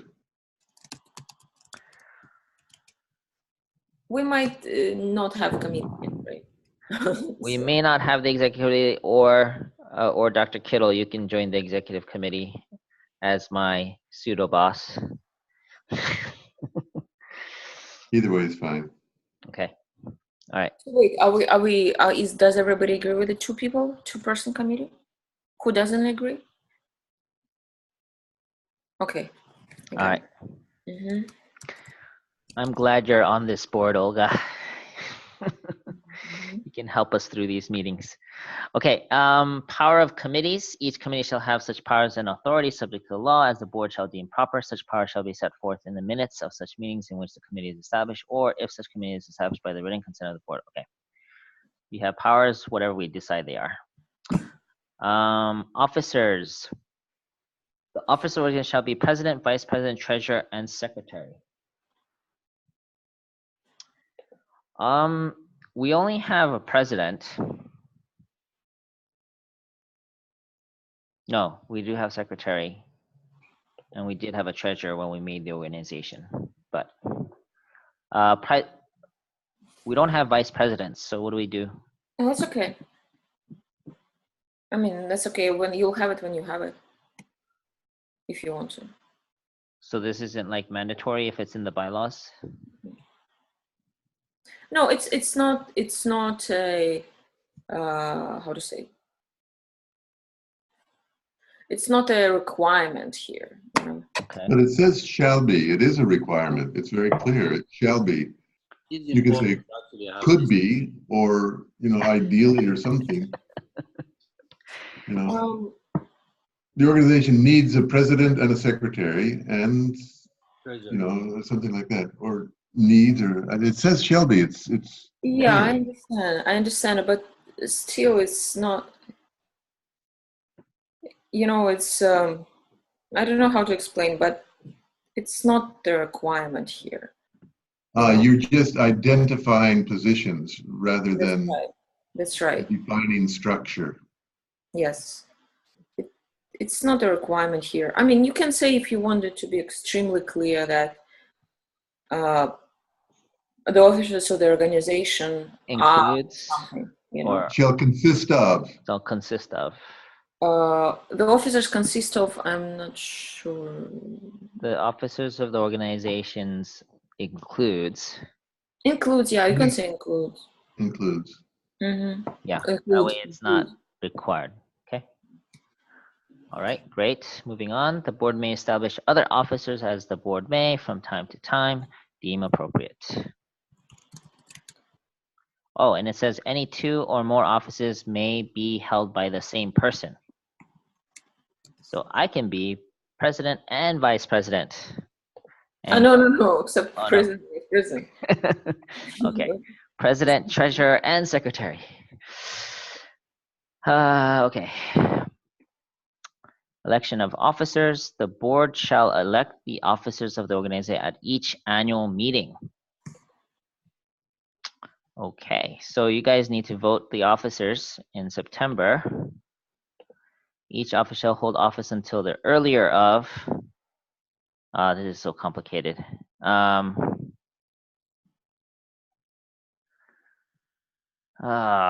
do I do this? Okay, I can tell you. huh? Yeah. This language is really complicated. Each Each officer shall hold office until the earlier of the following. The later of A, the date of delivery of such officer's resignation, and the date in which such officer's resignation states that it shall become effective. Basically, the principle is that you accept the resignation based on the later date. It could become effective, So in English, Olga, what is this saying? Basically, sorry, I'm just wondering, why does it say the earlier of and the later of together? Yeah.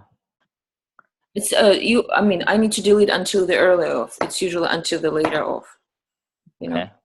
So forget until the earlier of. It will be until the later of. Uh-huh. So usually you submit resignation by, notice. So some people put the effective date of the resignation, some people don't. So the later, if there is a date of resignation which is later than you submitted this resignation letter, and then it will be the effective date. I mean, honestly, it's not very material for us right now. Okay.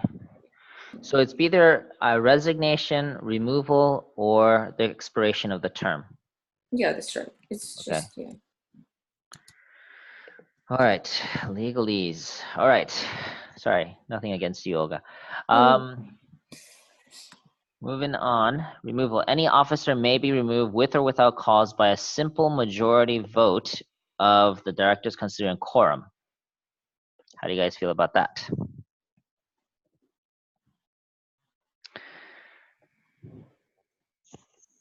So you guys can remove me as the president with 3 people. Of course, then YSP may not really exist, but that's up to you. supposed to be a part of the discussion. So. Oh, I see. I shouldn't be. Well, you know, we didn't start the vote yet, so I can discuss and share my thoughts until there's an official motion. Anyway, I just want to emphasize maybe I'm overemphasizing, but the power that a board member has for the organization. Okay, moving on. Any officer may resign at any time by delivering to the president.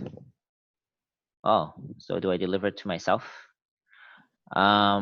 And at least one director, who must be someone other than the person resigning. Okay, so there needs to be at least one other person. Written notice of the resignation and of the date the resignation will be effective. Okay. Vacancies. If there is a vacancy, affirmative vote of the majority of directors is needed to elect a new person.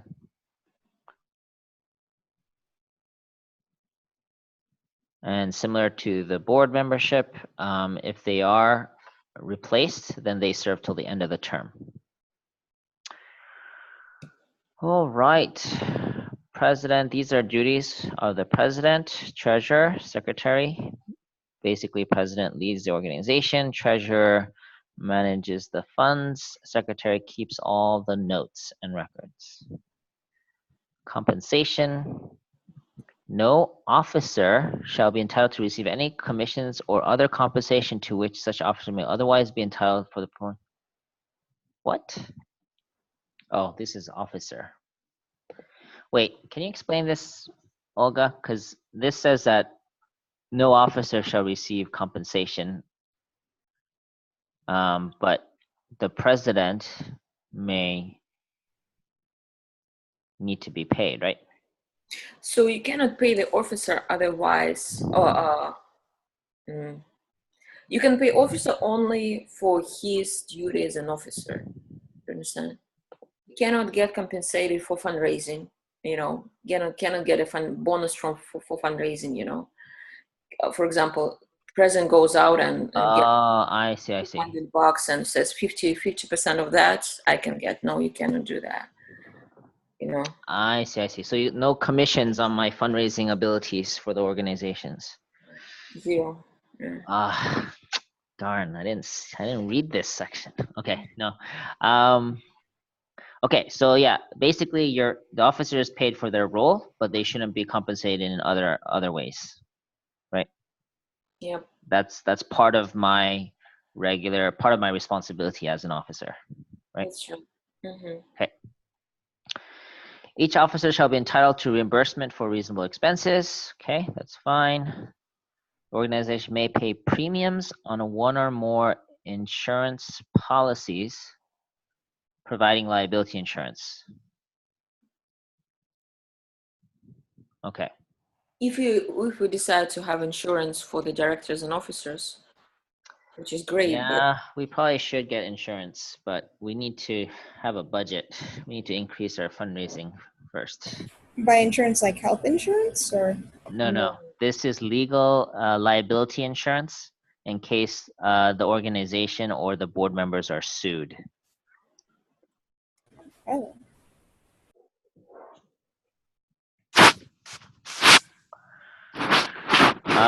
Here's the whole indemnification. Olga, can you simplify this? Basically, if a director of the board is sued, they are in connection with their function as a board director, as a board member, then the director can be indemnified for basically compensated for the expenses related to that lawsuit. For example, hiring a lawyer, hiring an expert in a trial, or anything like that. You know, it's basically standard provision, because unless I think there's an exception, unless the director grossly violated his duties or something. You know, like of course you will not be compensated as a director committed a crime. You know, embezzled like $1 million, and of course the nonprofit will not compensate him for. Yeah, this is. And also the officers can also be indemnified. basically it's not fair for the director to bear financial liability for something which is organization's fault, you know. So yeah, this is a statement to protect the directors, basically. Okay, indemnification of others.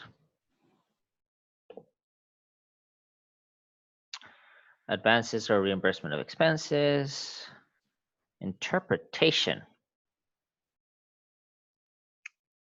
Can you explain this, Olga?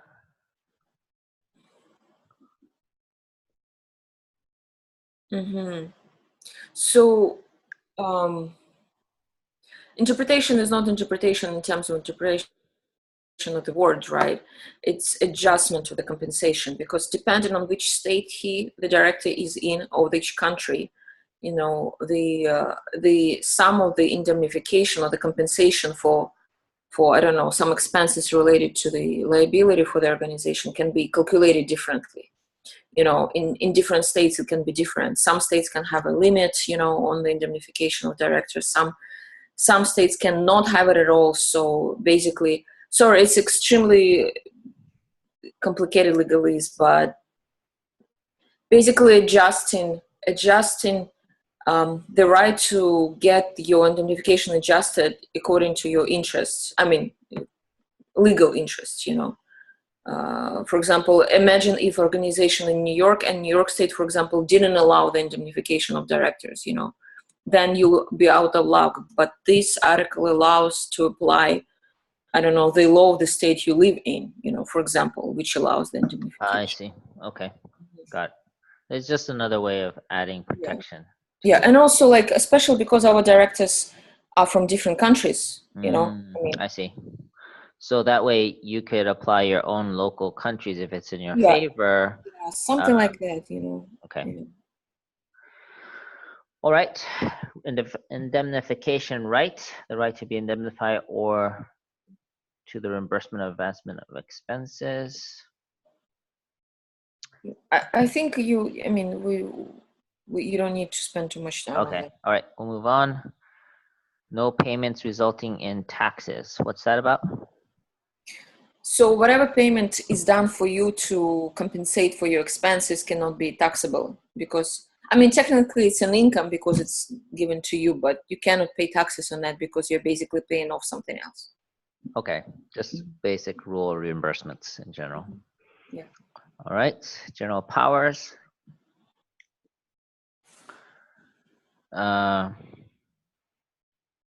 The board shall have the power to review and grant approval for the expenditure of money or the use of property. The board shall have the power to determine what activities the organization should undertake to achieve the purposes. Okay.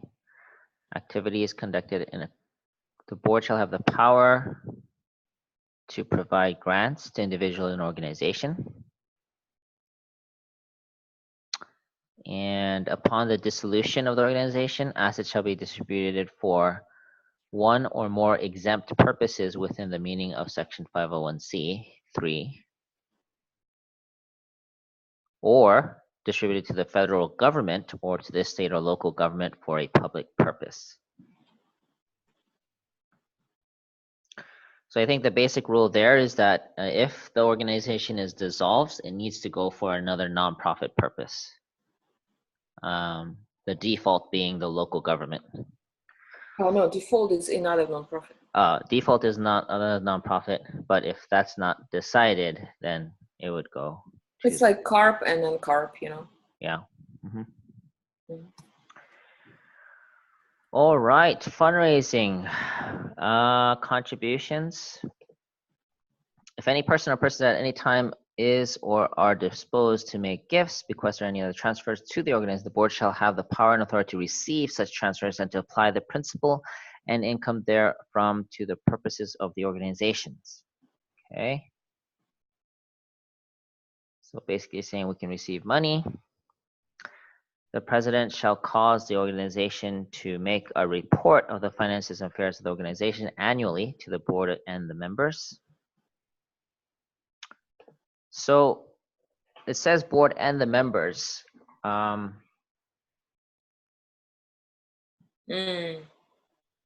Should we include that as a requirement?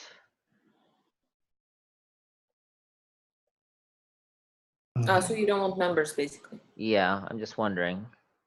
I mean, it's good practice to be transparent and share an overall budget. I just don't know about making it a requirement and also the level of information to share.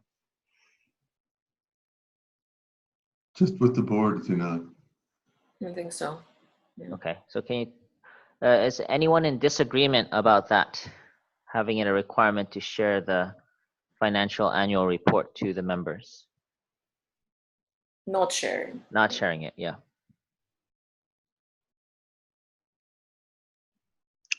No one is in disagreement. Okay, so we'll take out members.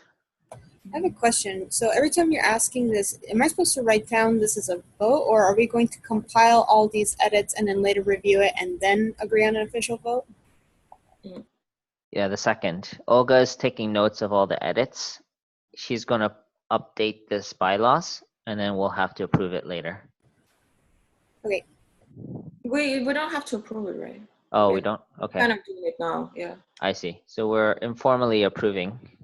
Yes, the but edits. I will. I mean, I will send you the draft so you can circulate it so we can Okay, look. so through it. Olga will circulate the draft after the edits and then, so if there's any, people can look at it at that time. Mhm. Okay, corporate finances, the treasurer shall keep appropriate, correct, and complete records showing all disbursements. That makes sense. Corporate records, secretary shall keep appropriate, correct, and complete records of all minutes, resolutions, and other actions of the board, or as well as committee. So we do need records of anything that the committee decides or proposes. And these documents need to be open to each board member. So Naria, I think this means we need to have a Google Doc that's shared with a Google folder shared with all the directors so they have access to these documents, right? Right, to all the minutes or like all the documents? All the key documents, I think, including the minutes. Yeah, I can make that. Yeah. Retention records. We need to retain important information for 7 years. Usually financial and legal. That's the rule. So amendment. Okay, this is important. The certificate of incorporation of the organization may be amended by the 2/3 vote of the board of directors at a regular special meeting of the board, provided that the quorum is present. And the quorum in this case shall be a qualified majority, which is a 2/3 of board of directors. So after all these edits, if in the future we want to make any changes, 2/3 of the board have to be present to be a quorum, and then 2/3 of that would need to be required in order to make any amendments. Yeah, the removal of the director's provision will look the same. Yeah. Same standard as the removal of a board member. 2/3, 2/3. Okay, these bylaws may be altered, amended, repealed, or added to by the 2/3 of the board. Hey, isn't this the same thing? Isn't the same thing? Ah, no, sorry, it's the same thing, but it's different documents. Certificate of incorporation. Oh, incorporation and the bylaws require the same. So only 3 things require 2/3, 2/3. It's changing the certificate of incorporation, changing the bylaws, or removing a board member. And this is the highest level of requirement in order for any major changes to happen. Okay, we did it, guys. We completed going through the bylaws. Thank you. So it's uphill from here, guys. That was the worst part of being a board member. From here, it's all joy and fun and excitement. So any other comments or questions about the bylaws? Nope. All right. And we have about 20 minutes left, so hang in there. Schedule a board retreat in September. Okay. So as mentioned, we're planning to have a board retreat in September. The idea is at the end of each quarter, I would like to have a board meeting. So this is end of June. So in September, and then December, and then April, kind of like that. That's kind of the pattern that I'd like to have it. And this is the once a year retreat. I thought about different times to have that, the annual retreat, but since this is the first time really coming together, I felt like it'd be good to start in a retreat format for everyone. So it's a 3-day retreat, but this can be open to discussion. We can make it 2 days if you like. But right now we're looking at 3 different options actually. The second, third, or fourth weekend of September. Any thoughts on those? Yeah, it's actually the third, fourth, or fifth weekend of September. Yeah, second week is too close to the. Yeah, that's what I was thinking. Are there any preferences or dates that does not work with the current board members? So the 15, 17, you said it's not working, right? Oh, no. Well, he said originally the second week. I just said Yeah. he corrected himself. Yeah. The second So week is not possible. And do weekdays work better for most? Oh yeah, that was a question I had. Since you guys are all working with, well, not exactly, but yeah, just wondering if weekdays are better or if weekends are better. For me, weekends better. Yeah. Me too. Okay. All right. So then, seems like weekends work better than weekdays. And in that case, because this is a volunteer, I'm assuming you guys have full-time jobs. Which weekend? If there's not a preference, I would go to the earlier ones. But if it doesn't work for anybody, we can move it to later. So it's either the weekend of the 15th, 22nd, or 29th. Sorry, I cannot do 15. I'll be in another country. Okay. Then 22nd. 22nd is difficult for me because of the General Assembly of the UN. How about Yeah, International Day of Peace is there too. How about 29th? Still, the General Assembly is going on. I see. I think the majority should decide. I'm just telling you about myself. Sure. Yeah, me too. What do you mean, you too, Olga? I mean, I'm second thing. So yeah. Well, you are the board, guys, so that's why I need to have a quorum at least to make decisions. You're right. Any preference, Hasegawa-san? I'm amazing to hear that you have already appointment that day. You know, I don't have anything right now. No idea. Anytime, okay, right now. Whenever you decide, I can make open that. Okay, great. You know, 3 months heading. I don't have it right now. Okay. Any weekend so far, okay, 8th, 15th, 22nd, 29th, or even, you know, yeah, okay. All right, great. So Taj, you said 29th is, huh? 29th, you're still at a UN assembly? Yes. I see, okay. They have 2 weeks, all right? 2 weeks, UN. Yeah, this is just a high-level session from the 21st till the 30th, basically. I see. Okay. It's okay. It's okay. I just make your decision. I mean, let us say, see what the majority are saying. Yeah, yeah.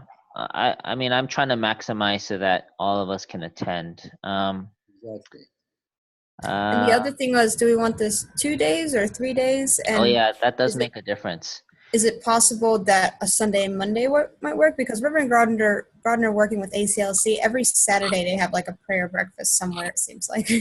I see. The problem is those who work, they would have to take a day off of work if we do it on a Monday.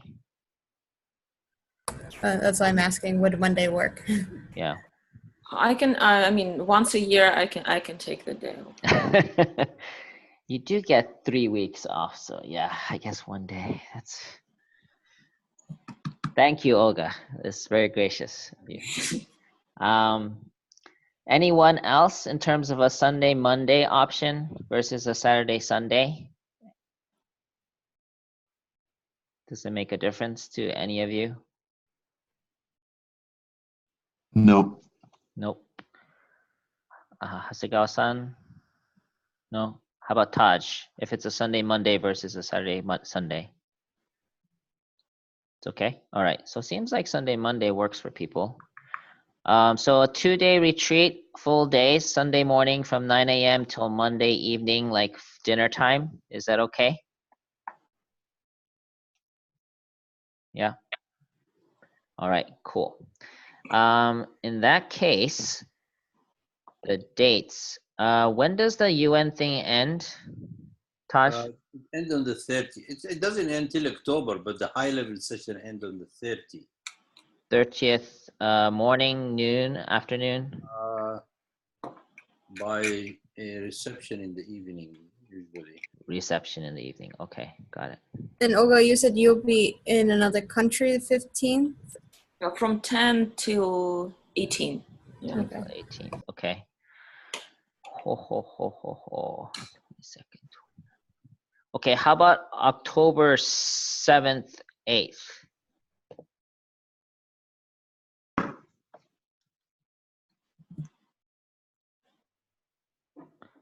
Seems like that's okay. The other option was to go earlier, like September 9th, 10th. Sorry, I'm leaving on 10th. Oh, you're leaving 9th. Okay. So then, yeah, October 7th and 8th. That's good with me. Okay. Yeah, same here. October 8th is Columbus Day, just in case. Oh, Columbus Day. But Columbus Day is not a national holiday, right? It is, I think. I mean, you don't get a day off from work for No. that. Yeah. Okay. So Dr. Kittle, final question. Are you available on that day? Those 2 days? I can't hear you. You can't. Oh, you lost your hearing, I see. I have no idea. I Yeah. mean, I'll try, but it's not easy. Anyway, I don't know. Okay. Well, let me encourage you. We are developing YSP by the highest standards in America, and having you there would be a great contribution, and it can inform you on also helping to organize the rest of the world in terms of YSP. Thank you. I am encouraged. Okay. All right. So that being said, we are going to do it on Columbus Day. I have a feeling there's going to be other events, but anyway, we will set these up. So at this point, the retreat is set for October 7th and 8th, 2018. All right, sounds good. Oh, what else? Discussion topics, schedule for the retreat. Okay, goals. Final things are goals. Oh yeah, God, goals, and projects. In 11 minutes. All right. How should we do this? All Aren't right. these questions for the retreat? No. Yeah. What? Oh, yeah, that's true. That's a great suggestion, Olga. So at the retreat, we will be reviewing the goals of YSP USA and determining the expected outcomes. We'll also discuss some major questions like what is YSP's stance on God as an organization? This actually affects a lot of things in terms of our status, in terms of how we represent ourselves, and also potential future growth. All of this will be affected, but it's important to be clear on that. And then the third is this area, I do want some initial feedback. So in America, we organized into 3 primary activities for YSP USA. One was character education, second was designing peace projects, and third was intercultural activities.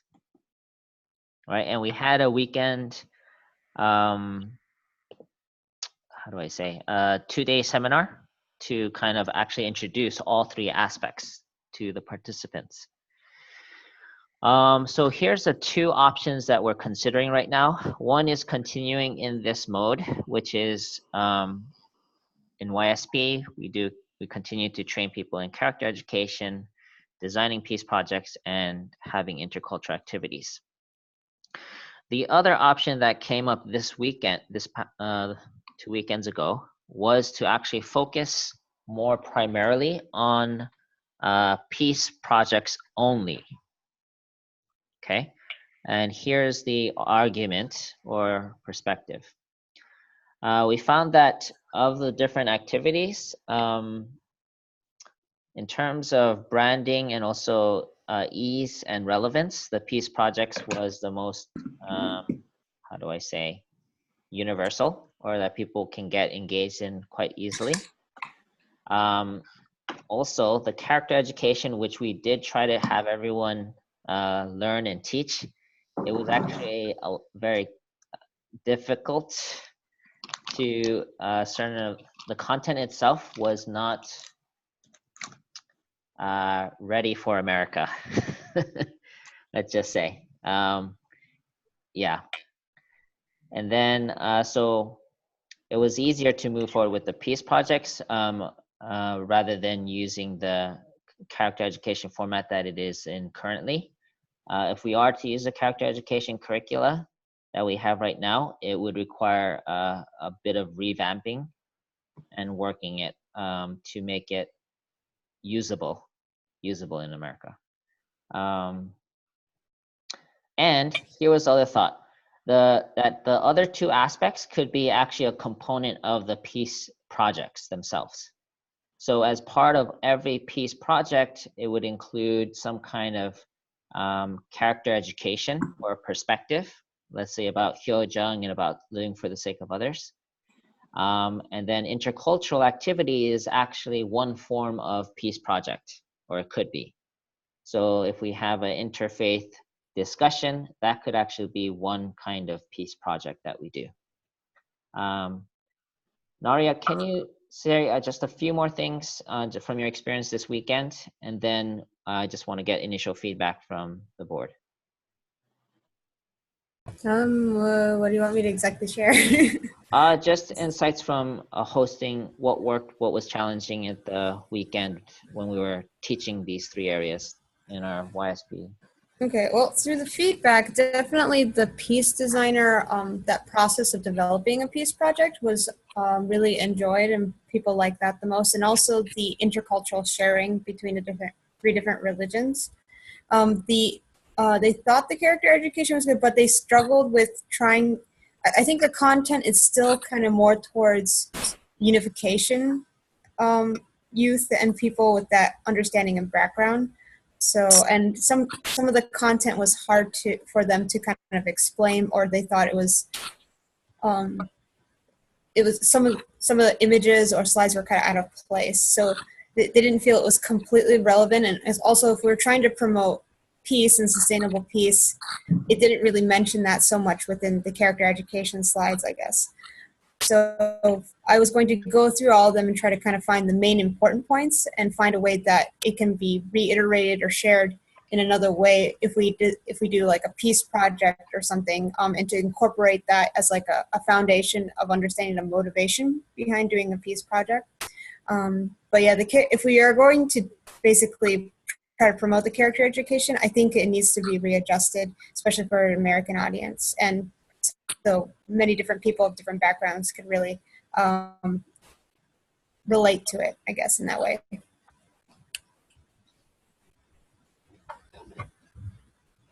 Okay, thank you. Thank you, Naya. Okay, so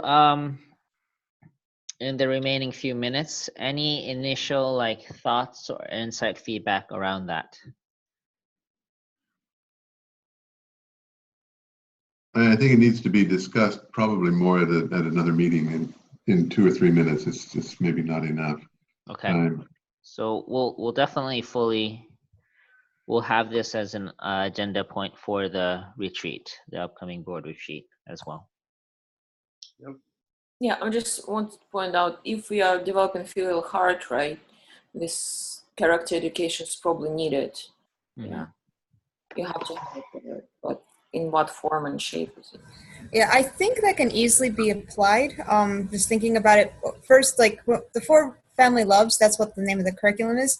But you can easily bring that into like while teaching filial piety or hyojang, because that's one of the 4 family loves. So first you can state that there are 4 kinds of love within the family, and you give those examples, which when you explain it is pretty understandable.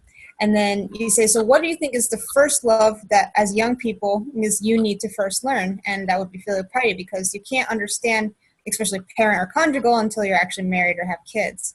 So I said that's why this filial piety is actually the foundation for being able to achieve these, understanding these other realms of love, and also is kind of the basis for learning how to live for the sake of others. So that's kind of where you lead to service projects, like what is the motivation? Why do you want to serve someone else? Is it just for your own benefit, or are you truly wanting to benefit others and such?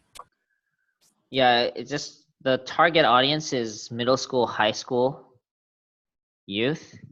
So when it went to the conjugal and the parental love, we felt like some of it might be over their heads. That was the one concern with the current curricula. But anyway, we can take another look and see what we can work with. All right.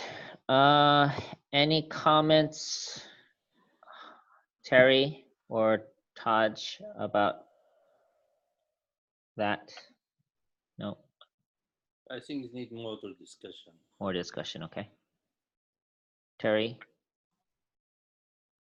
Yeah, very interesting. I'm sorry, I'm doing a lot of business too much, and this, non-profit organization, the education organization. But I think, when we talk about educating young people, I think maybe this is what people thinking right now. We try to reach more like a non-unification member, right? We try to reach non-unification member, and when try to educate them, but we're not trying to make them to become a unification member, and not like this. I believe we try to make more like a alliance. More this is like a window for introducing. Maybe eventually, I hope they get interested in our movement.